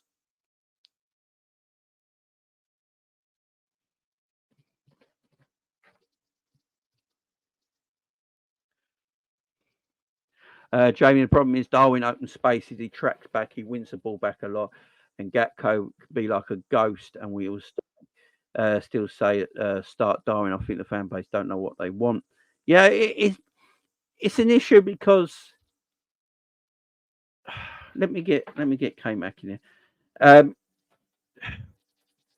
Oh, there we go. We got K-Mac. Oh, can't hear you, my man. There you go. You know. Can you hear me okay? Yeah. Can hear you. I just tuned in. Go on, you carry on for a bit, mate. Go on. Yeah, I was just Darwin talk is always really difficult because he's a very loved footballer, and I get it. I do understand it, but I continuously say that Liverpool's main striker plays right wing. You know, Liverpool's main striker plays right wing, and that's why you don't need a main striker playing through the middle. You just need a body through the middle. That's why Bobby was so good, linking everything together. You know, and it opens up space for Salahs and that to get into. It's just because I've been speaking about the DM thing. I've done all that, speaking about the DM thing and everything about that, and I feel like Liverpool need a new forward in January. Yeah, I just think Liverpool need a new forward in January because Diaz is not at it at the moment. Jota's injured, but he should be back for the Arsenal game. But it's hard to trust Jota's injuries, and without Jota, it's no coincidence that our forwards have stopped scoring goals since Jota got injured. Yeah, you're right. It's not. Do you want me to cook? Do you want me to cook for a bit? Yeah. So I said with Darwin, though, before everyone comes to me as well. I like Darwin as a player. Me too. There's something about him that I like. I just feel like I think he scores more goals coming off the bench, being an impact player than starting, and it's because of the way we play. It's the way we set up. Salah's our main striker. He just plays right wing instead of through the middle. That's the problem for me. So go for it. So the Nunez thing, okay. So Nunez is a fantastic player. Like, I love his work ethic. I like his attitude. He's got a lot of positives, but he doesn't work for Liverpool, okay. And the reason why he doesn't work for Liverpool is because he's not a clinical finesse composure finisher. because they're the chances we create. And if you look at all the strikers that we've had, Mane, Bobby, Salah, Torres, Owen, Fowler, we're going all the way back years. We can look at all the, Suarez, Sturridge. We're looking at all these players. These are all players that have all been great goal scorers for us. And the reason why is because they have composure and they finish the ball finesse. They all score great goals. They all score nice chip finishes or kills around the keeper or near post finishes. They're all the type of goals they score. Nunez can't score those goals. And I can give you some facts and data, okay? Because I watched that game and that was the last chance I was given Nunez. 20 touches in that game, 3 touches in the box, didn't have a shot on goal. In the game before, missed a hatful of chances. In the game before, missed a hatful of chances. It goes on and on and on and on. Okay. And look, we are now a Liverpool team under Klopp that have created a system where Nunez is like the Erling Haaland for Manchester City. He really is. Okay. Erling Haaland had 58 shots this season. He scored 14 goals. He's missed 17 big chances. Okay. But he scored 11 big chances. Okay. There's a massive difference in that. And we can all sit here and go, oh, Haaland missed these chances. Nunez has had 45 shots this season. Okay. He's missed 15 big chances, but he's only scored 3. Haaland scored 11 big chances. Nunez has hit the crossbar 5 times this season. Haaland's hit the woodwork twice. Haaland's on 14 goals. Nunez is on 4. Okay? This is the way it's going to be. This stat isn't going to change because I can give you exactly the same numbers from last year, but Haaland's done a lot more. And this is where the comparison really sticks out for me. We have a player called Diogo Jota. Okay? If we can do what we do for Nunez for Jota, Jota is getting the numbers that Haaland is. Okay? And the reason why is I'll tell you. Jota's had 12 games this season. Nunez has had 15. Okay? Jota's got 4 goals. Nunez has got 4 goals. Jota has had 2 seconds. Jota's had 22 shots. Yeah. 22 shots this season. Okay? He's had 8 on target. He's had 7 off target. He's had 3 big chances that he scored out of 4 goals. Out of 4 goals out of the 3 big chances he scored. Nunez has scored 3 goals out of 15 big chances. Jota doesn't miss his chances. Nunez does. Jota doesn't hit the woodwork. Nunez does. If we can get Jota in the same positions that Nunez gets into, we've got a really high goal scorer there. We've got basically our Daniel Sturridge that we had. But the problem is, Jota doesn't do all the other things Nunez does. Jota doesn't do all the other things that those other players do. They don't drop back. They don't interchange with the play. They're synonymous in games until they come to life where they score the goal. And that's what Jota does. He comes to life and scores the goal, but he can do nothing in the rest of the game sometimes. We need to find a player that can do both. And that player is a unicorn. They are really, really hard to find. And I've been looking at other players, by the way, in the league. And I'll give you some other names who have got the type of numbers and the type of ratios that we need to succeed. And you might laugh at some of the names, but these guys are doing it on a regular basis and they're scoring the chances that they get and they're having less shots than our striker, which is Nunez. Okay, Ollie Watkins, you can laugh about everything you want about this guy, but this guy's numbers really add up. So you've got Ollie Watkins, Ollie Watkins, 8 goals, 48 shots. Nunez has had 45 shots. Okay, Ollie Watkins is scoring more with his chances. He's got a 54% shot accuracy. Nunez has got 48. Nunez is hitting the goalkeeper all the time. He's hitting the goalkeeper all the time. Okay, so Ollie Watkins is a player that kind of could sit up there. He's also popping up with the assists as well, because he's got 6 assists as well, Ollie Watkins. You also look at oh god, hang on. Sorry, you've got Brian Mbeumo. He's got a 50% shooting accuracy. He scored 7 goals this season, and he's had 41 shots, which is less shots than Nunez. And he's also had 17 shots that are on target, 17 shots that are off target. He's a bit hit and miss, but he's banging in the goals. He can also play wide as well.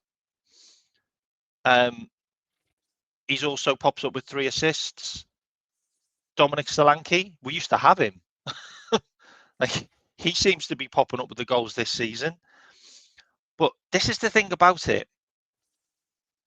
This is the thing about it as well, is we've actually got a striker that, if we could get into Nunez positions, then he could be at 20 goals this season by now. And that's Mo Salah. Like, Mo Salah's had 47 shots this season. He's got 11 goals. Like, it's an interesting scenario where we have 2 players that could do better than Nunez, but we continue to play Nunez. And that's Jota and that's Salah. Like, if we could put someone where Salah is, and we've tried Gapco on the right, and he looked really good. You know, this could be an option now where we move Gapco to the right and we play Salah through the middle. But we need a player that can do what our old strikers could do. And we've still got one of those old strikers, which is Salah, for me. And I just feel that, like, I genuinely feel that we are now going to take away some of Salah's goals because he is constantly creating for Nunez. You know, Salah's got 7 assists this season already, and Salah would probably have 20 assists this season if it wasn't for Nunez missing so many chances. Like, we're not going to win the league if we can't score goals up front. And we all have to admit that. We need a striker to be scoring goals on a regular basis. And we can't be relying on Salah all the time, or on midfielders, because it's going to get to a stage where it's going to be a team that scores like in the 80th minute, and we need to get a goal, or we need to score 2 goals. And if we haven't got strikers that are scoring big chances, because Nunez has had 15 now, out of 45 shots, he's had 15 big chances. Like, they need to be going in the net. They really do. And I can't make any more excuses for him. I just can't. And unfortunately, that's just the way it is right now. It's the way I feel right now. And I think he needs to be taken out of the team. I mean, that's a heck of a... I'm sorry, I gave you some monologue. numbers. That's a heck of a monologue you just put out there. Look, if you look at, so I've got this up. This is Liverpool. This is the Premier League's top goal scorers this season. Yeah, this is the Premier League's top goal scorers this season. If you look at everybody on this list who are the Premier League goal scorers this season, they are all the main attackers pretty much of their club. Apart from Newcastle, they've got 2 in there. They're pretty much all the main attackers of their club. Haaland's the main attacker for Man City. He's got the most goals. Salah's the main attacker for Liverpool. He's got the most goals. Son's the main attacker for Tottenham. He's got the most goals. Jarrod Bowen, you would argue, is probably the main attacker for West Ham. He's got the most goals. He-Chan for Wolverhampton Wanderers is probably their main attacker. He's got the most goals. Dominic Solanke's Bournemouth's main attacker, got the most goals. Ollie Watkins is their main striker. He's got the most goals. Mbeumo at Brentford at the moment, because Ivan Toney's not playing. He's their main striker right now. He's got the most goals.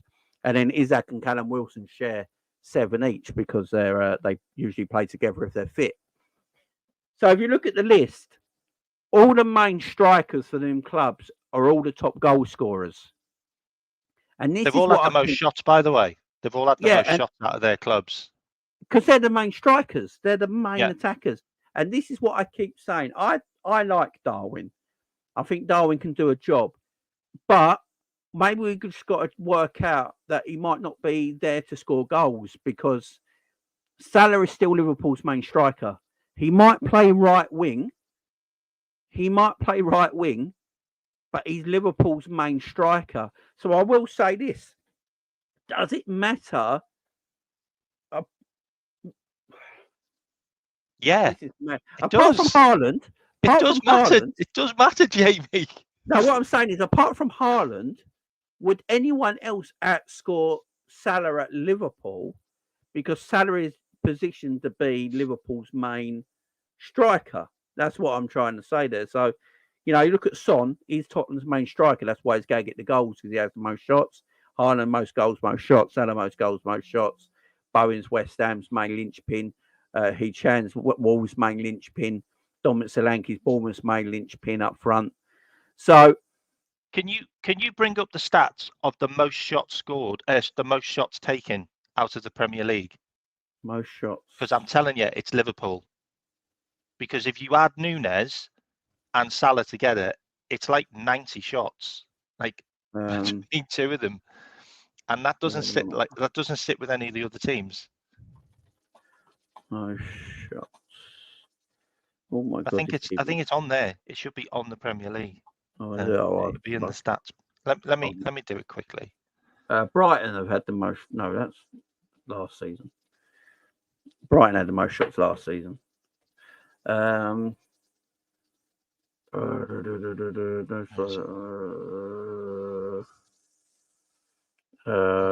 Clubs. So the most shots Liverpool 280. Liverpool 280. Yeah, Liverpool had 280. Individually, it's Haaland, Salah, Mateus Cunha at Wolves, and Ollie Watkins. They're the ones who've had the most shots of their individual players, apparently, according to Opta. But so 280 shots from Liverpool, yeah. Over 90 shots are between Salah and Nunez. Well, would you rather Salah had another 40 shots? Because this is what I'm saying. He's taken away the shots that Salah would have, and Salah scores more goals. It's obvious. I'd rather Mo the main goal scorer than Darwin. Because I don't think Mo is the main striker. Like I think Nunez has the bigger chances in games. Mo stopped having big chances in games. Like, actually, let me have a look at Mo's numbers because he's not actually one that I looked at because I didn't think I needed to because he's been good. But let me look while you're doing that. It's a really interesting conversation, by the way, mate, that we've not had yet. It is interesting because I think everyone likes Darwin. This is the thing. If Darwin weren't liked, we'd have an easy conversation. But everyone really likes Darwin because I keep saying he's infectious. What he does, everyone rates off the ball. I keep saying this. Like, off the ball, I really like what Darwin does. His work rate is phenomenal. He runs in behind. He stretches the opposition. He gets involved. Wow. And I can't diss him for that. But can I give you Mo's numbers? These are bonkers, by the way. And chat, you need to listen to this because I didn't even know they were this good. So Mo's had 47 shots in the Premier League this season, 21 on target, 7 big chances missed, and he's hit the woodwork once. And he's got 7 assists, and he's created 13 big chances. And they were all for Nunez. Yeah. It's quite scary. It's quite scary that he's not. If you give him another 20 chances, mate, another 20 shots. If you look at Darwin's XG, he should be scoring more than he has. Oh. Yeah. I think this season he's probably going to end up breaking Benteke's record of the worst striker for Liverpool, like chances missed. He's already missed 15 big chances, and he's hit the woodwork 5 times. And hitting the woodwork 5 times doesn't count as missing a big chance, by the way. No, because it's on target. That's like 20. It's I saw where was it? I saw something in the chat video about ends. So hang on, let me get ends up. He said something in the chat. Where was it? I missed it. Right, big up ends in the chat. He says, how many goals does Darwin need to score in the Prem if you want to keep him at Liverpool? So this is the thing, right? This is the big question. This is a big question. What did Liverpool buy Darwin Nunez for? Goals. If they bought him for goals, then he needs 36 the season before we signed him. So we had to buy him for goals. He only had like 3 assists the season before. He's not an assist guy. He's got 4 Premier League goals this season, and we're coming up to Christmas. There's strikers on this list. Wee Chan at Wolverhampton Wanderers has got double what Darwin Nunez has got. How big do you think his chances are? Do you think he's getting? He's probably having less chances than Darwin. Yeah, he's probably having less chances a game than Darwin having as well. Probably got harder chances. Like the reason why I brought up the Haaland piece is because everybody kind of compares and goes, "Oh, Haaland missed another sitter." But you have to look at the consistency. Like Haaland's scoring his big chances. Like he's scoring big chances. Nunez isn't scoring big chances. I can understand if we're not giving him clear-cut opportunities, but he's had so many one-on-ones now. Like all you need is a Sturridge or a, just a really composed type finisher, and you put all of them away. Like I reckon you could probably put 50% of them that he's missed away if you've got Diaz stood there. Because Diaz is a composed finisher. Like he chips the keeper. He nutmegs keepers.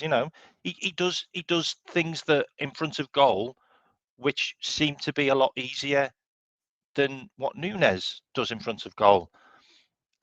It's really hard because like he's been with us 18 months and he still can't score an easy finish because they are easy finishes. Even Robbie Fowler's talking about it. You're one-on-one with the keeper. It's your bread and butter. Like go round him. Like I've never seen him go round the keeper. Never seen him lob a keeper. Never seen him put one like through his legs or around him. Like like a Salah finish. It's really interesting. Difficult, man. And I'm not having a pop at Nunez. Seriously, all I'm saying is these are the numbers, and if you want to win the league, you need to have a striker that scores your big chances. And right now, we have a right winger who scores goals because we need them. Like Salah's scoring goals because we really need the goals to be scored. He's not having the big chances. He's not the one having the clear-cut opportunities. He's not one-on-one with goalkeepers every game, Salah. He just isn't. Yeah, we can say everything we want about he's missed some chances because he has, but he's not the guy who's right in front. He's not the guy at the top of the pitch, right on the goalkeeper all the time. That's not Salah's job right now, and he's not put in the positions to do that. Because if he was, he'd be on 20 goals now. Yeah. Well, it's like, honestly, says it's funny how came out. Don't mention how many assists Darwin got for Mo. This is the difference, though. Have you seen the assists? Have you seen the assists? They're side foots because he won't take the shot on. But the thing is, though, problem is, Mo's still scoring them. Yeah, I know. That's the difference. So you are right, honestly. Like, he is assisting Mo, but Mo's scoring them. That's the difference. That's what we're saying. But have you seen how many chances he's had where he's got the ball and you're like, take a shot, and then he passes it. And he passes it to Mo, and then Mo scores. Okay, that's fine. That's an assist. But you probably should have scored yourself. Like, you probably should take that on yourself, but you're not taking chances. You're not taking shots on yourself now, and you're starting to pass it more. That's because you know you're not going to score. Like, you haven't got the confidence now. You know, you're going to start looking for the pass rather shooting. Do you remember Bobby used to do that? And it used to annoy me as well sometimes when he'd always look for the pass. Bobby. Oh, hang on. Before I read that one. Yeah. Messi wasn't Barca's striker, but he was their main striker. A position is just a name nowadays in football. Yeah, but honestly, Messi's the greatest footballer that ever lived, my friend. Messi scored like and he's got 59 goals in one season. Messi's got like 1,000 goals. Messi, honestly, I understand what you're saying, man, but don't. I think using the Messi comparison is a bit of the wrong comparison because Messi's got like 1,000 goals. You know, he's the greatest footballer of all time. I think I understand what you're saying. Honestly, I really do, but I don't think you can use the Messi the Messi comparison. I get it, hello. I do get you.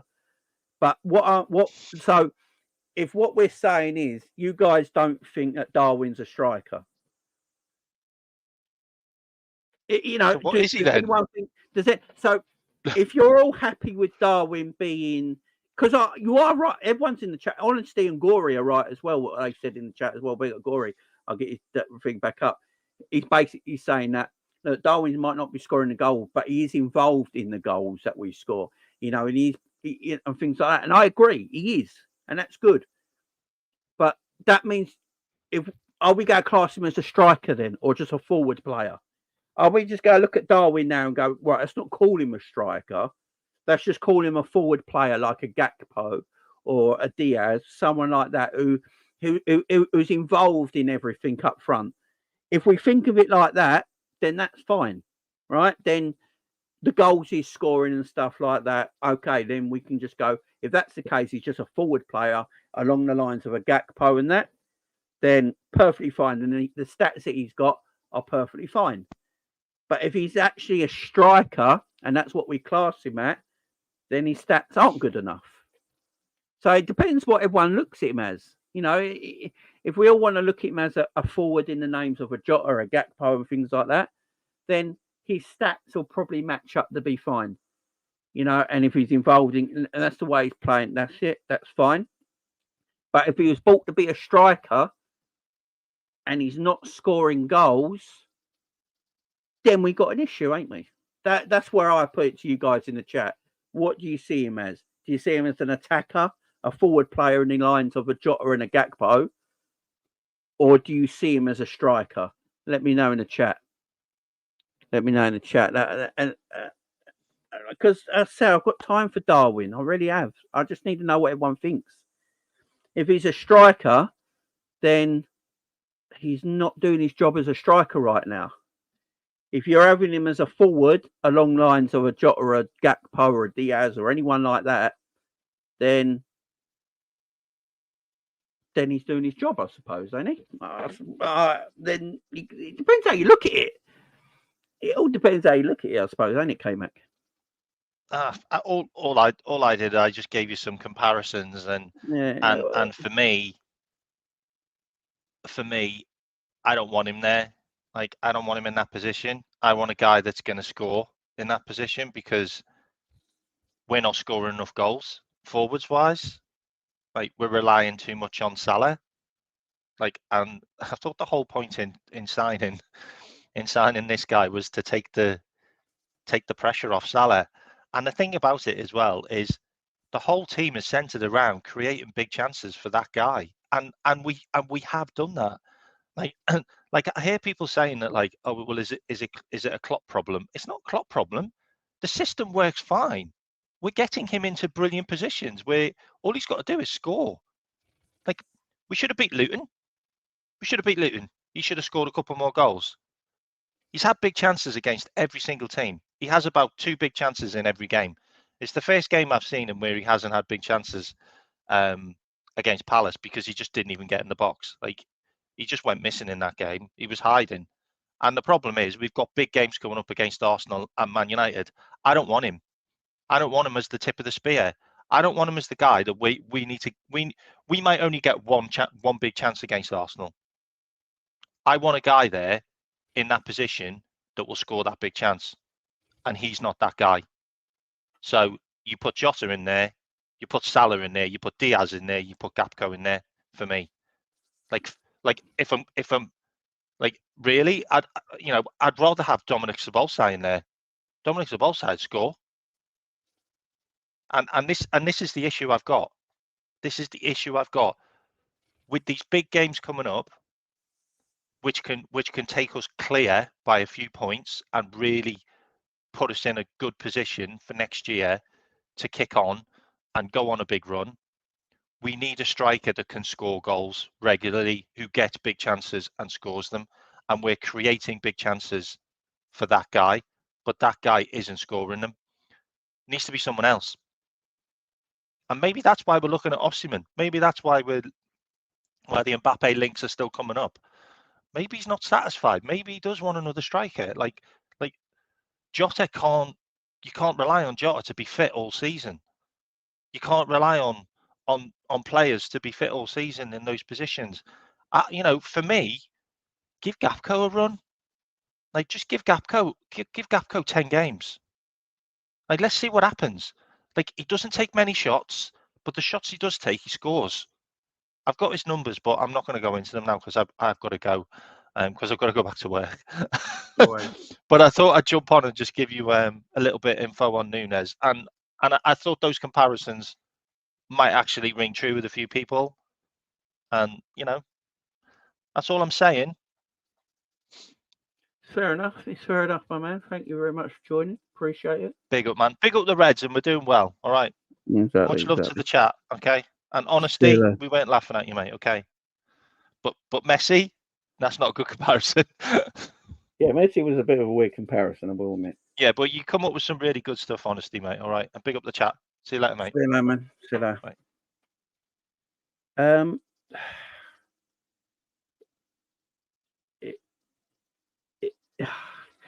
It's difficult, ain't it? This Nunez stuff. It is difficult. He's a forward, but because he's on the wing, if we see him more as a forward, so this is what I would say, with what Honesty was saying in the chat there, that if we count him more as a forward on the lines of a Jota and a Gakpo and a Diaz, that kind of player, then his stats are fine. If that's how we're seeing him. But the problem is he was brought in as a striker. I mean, we all have to admit that. He was brought in as a striker that plays through the middle. Now, I think Gory said about Bobby Firmino. We never classed Bobby Firmino as a striker, though. At the beginning, we always classed Bobby Firmino as a false nine. No one ever proclaimed that Bobby Firmino was a striker. We always proclaimed that he was a false nine. That was the difference. So his stats matched up to the player that he was, because his position in the team was about making Mane and Salah better, and then getting the goals himself. Remember, Klopp said to Bobby Firmino, "You're not in the team to score goals." That's what Klopp told Bobby Firmino. You're not in the team to score goals. As Bobby was worried about his goal return, and we had that meeting with Jurgen, and Jurgen said, "You're not here to score goals. You're here to do this, this, and that." So Bobby was always brought in as the false nine. That was always what he's in. Darwin was brought in from Benfica to be the striker, to be the number 9 for Liverpool, the forward, the striker. Now, do Liverpool see him as a striker? This is the other thing. If Liverpool don't see him as a striker, guys, to everyone in the chat, if Liverpool themselves don't see Luis Diaz as the striker, he just plays that number 9 role. He plays in the middle of the three. But Liverpool see him more of doing what Diaz does on the left. He just does it in the middle. He does what Gakpo does. He does what Jota does. He's just that kind of forward. And Mo Salah's still your main goal scorer. Then, if that's the case, then what Darwin Nunez is doing is absolutely fine.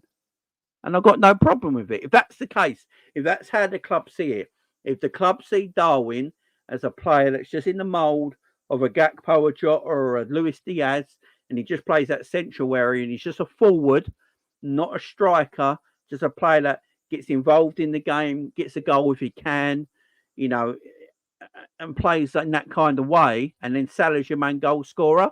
If that's the way the club sees it, and they're fine with that, then he's doing a perfect role. Then he's doing his role, in my opinion. But if he's brought in to be a striker, then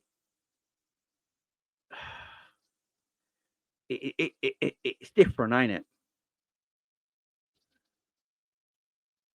If he's brought in to be a striker, he's not doing his job. If he's brought in to be a player that's just in the realms of a Jota or a Gakpo and all that, and Mo Salah's still your main striker, then it's fine, ain't it? Then Darwin's stats are perfectly fine. But then are we just making something up because it goes with our agenda? Are we just looking at it and going, right, Darwin's actually a striker, but his stats ain't good enough for a striker, so we're going to pretend that he's a forward player in the mould of a Jota and a Gakpo that's just there to help Salah score the goal still? I don't know. It's this debate about Darwin will go and go and go because the club went and bought him as a striker, but then he don't really play like a striker. So I'm as confused as you all are. The more I talk about it, the more confused I'm getting. The more I talk about it, the more confused I'm getting. I've got time for Darwin, though. I think last thing I'll say on this, if they see Darwin, if the club see Darwin as just a forward player, like a Gakpo and all that, then his stats are absolutely fine. Then I'm fine with it. But if the club do see Darwin as a main striker for this football club, then he has to improve. That's all I say on it. Big up, Paul. Hey, Jamie. Hope you're okay. I finally managed to watch a live show. I've been really busy, but I watch all the videos back. Big up to you, Paul. You're a gentleman. You've done really pleased. The channel is going well for you. It's quality. Big up, Paul. Appreciate the love. Appreciate the love. I get what Gory and Honesty are saying in the chat as well. I get what they're saying. I understand what they're trying to say.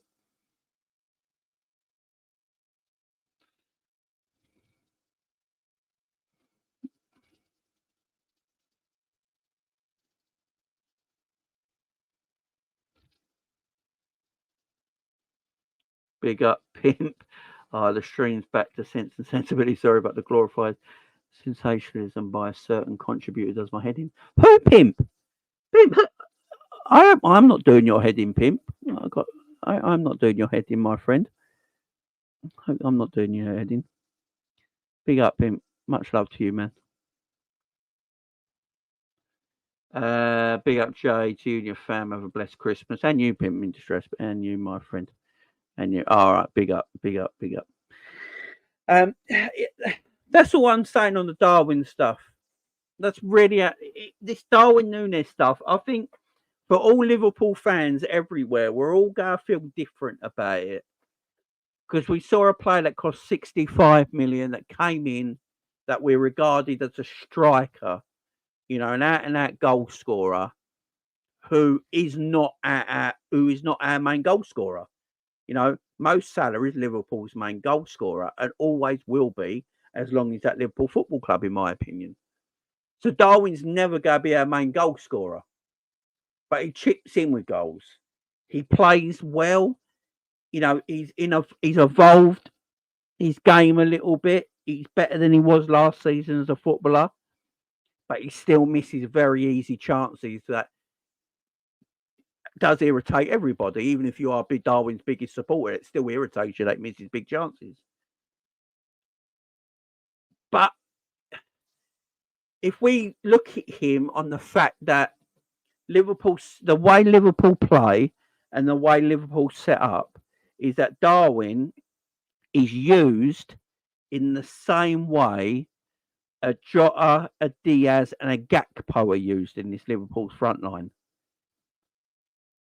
And because Salah's the guy. Mo Salah's the man. He's the guy. He's the boss. He's the main person that Jurgen Klopp is going to bank on to get Liverpool the important goals, the clutch goals, the business end of the season. That Mo is the one he's going to rely on. Then Diaz's and Jota's and Gakpo's all play the same kind of way and chip in with goals, get involved, are quick, can stretch your position, can hold the ball up, can flick it off, can pass it. If that's how we're looking at it, going forward, then you have to say that Darwin's doing a good job in that respect. If Darwin's doing a good job in that respect. But if the club still look at it as that, no, Darwin is a striker, then there's issues. So it's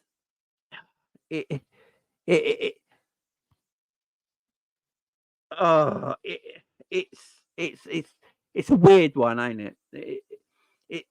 Because Darwin's so popular, it's hard to judge what he is.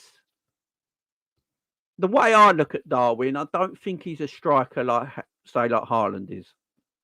I don't think Darwin's that kind of forward, that kind of striker. I look at the way Isaac plays and Callum Wilson and these sort of strikers, and I'm like, he doesn't play like that kind of striker. So maybe Darwin isn't a striker. Maybe Darwin can play left wing. There's not a lot of strikers that can play left wing. So is he just looked at as a forward, like a Diaz? Diaz scored 10 Premier League goals in a season. We'd all be pretty happy with that.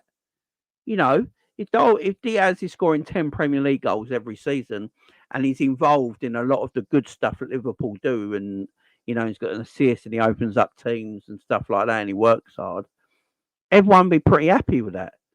So if Darwin Nunez is in that kind of, if we're putting Darwin Nunez in that kind of caliber and saying he's just a forward, like a Diaz who can play left wing, he can play through the middle, he can play off the right, he gets goals, he stretches the opposition, he can assist, he gets involved, then Darwin, I suppose, is doing all right.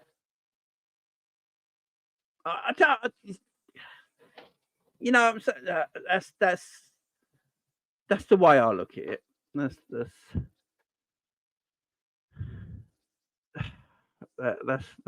the way I. That's the way I look at it. Maybe it's just an enigma.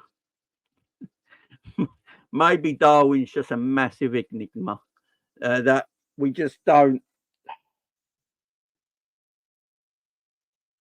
I just don't. I don't know. I just want Darwin to succeed. That's the way I want, guys. Darwin is our Joel Linton. Jesus. I just want Darwin to succeed at this football club, and I don't think he'll ever be. I don't think Darwin will ever be the main goal scorer for Liverpool as long as Mo Salah's here. Because as I keep saying, I think Mo Salah is Liverpool's striker that just plays on the right-hand side of the pitch. And then that means because of that, you don't actually need a striker in the middle. That's why it worked with Bobby Firmino. Because Bobby Firmino weren't an out-and-out striker. He was a false nine. He dropped deep. He linked the play. He linked to the two strikers. Liverpool's two strikers were Mane and Salah. They just played left and right wing and came inside and inside forwards. And so that means you didn't need a main striker. So Bobby Firmino was your linchpin. He's the one who linked everything together. He was the super glue.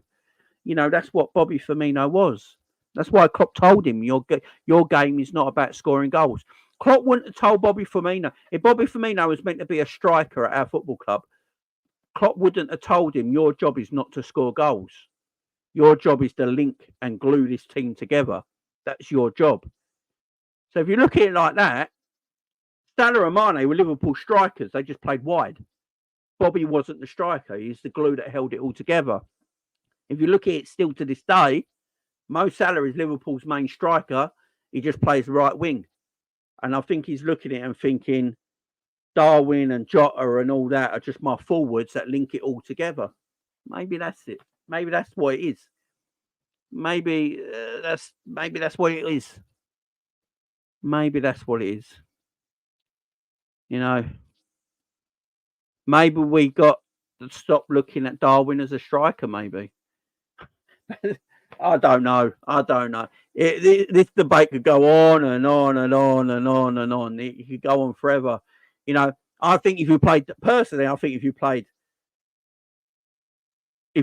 Darwin in a 4-4-2, if you played Darwin in a 4-4-2, and there wasn't no Mo Salah in your team, and you played 4-4-2 with a striker playing off Darwin Nunez, I reckon Darwin Nunez bangs goals because you play more to his strengths and he's then the main man.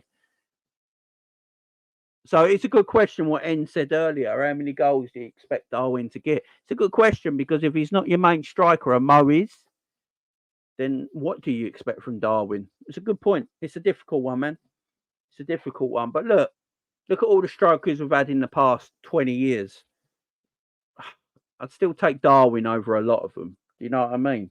And I've said this myself. I wouldn't even sell Darwin Nunez. I wouldn't sell him. I wouldn't even swap him for anyone. Do you know the reason I wouldn't sell and swap Darwin Nunez? Because if he came good at another club and we sit here looking like idiots. That's why. Because I do feel like Darwin has got a big reputation in Europe. I do think if you put Darwin Nunez up on a transfer list tomorrow, you'll get big clubs coming in for him. I think people will be shocked. I think big clubs would come in for Darwin Nunez. And then he could smash it at another club and then we look like idiots. So that's why I wouldn't let Darwin go, man. I wouldn't let Darwin go. But yeah, at the moment, look, it's all good. A great show, guys. 2 hours and 20 minutes. What a great show we've had. We talked about the DM situation. We've talked about the forward situation. We talked about players that we should buy in the January, players we shouldn't buy. I don't think we need a DM personally. I think Liverpool can win the Premier League right now without buying a DM because of the way we play. It's different to other teams. It's not the same. We don't play the same way as Man City and Arsenal do. You know, we play differently. It's interesting, guys. It's interesting. It's very interesting. It's been a great debate. It's been great chatting to you guys in here. Beautiful as always. You guys are tremendous. You know that. You know that. Guys, I've got my Q&A tomorrow night. Make sure you join me. It's my 5,000 subscribers special. Make sure you join me. You're going to be sent to that video right now. I want you to leave a like on that video. Put a reminder on that video to join me tomorrow night at 6 p.m. It's my 5,000 subscriber special. It's a Q&A, so you guys can come and ask me any questions you want. It don't have to be football related. It can be anything. Anything you want to know about me, you can ask in tomorrow night's show. So yeah, be here at 6 p.m. tomorrow, guys. I might even open the phone lines as well, so you guys can come in and chat as well. So big up. Thank you very much. Appreciate the love. Thank you very much for staying around and debating with me. Appreciate it. I'll see you tomorrow, guys. Enjoy the rest of your day. Bye-bye for now.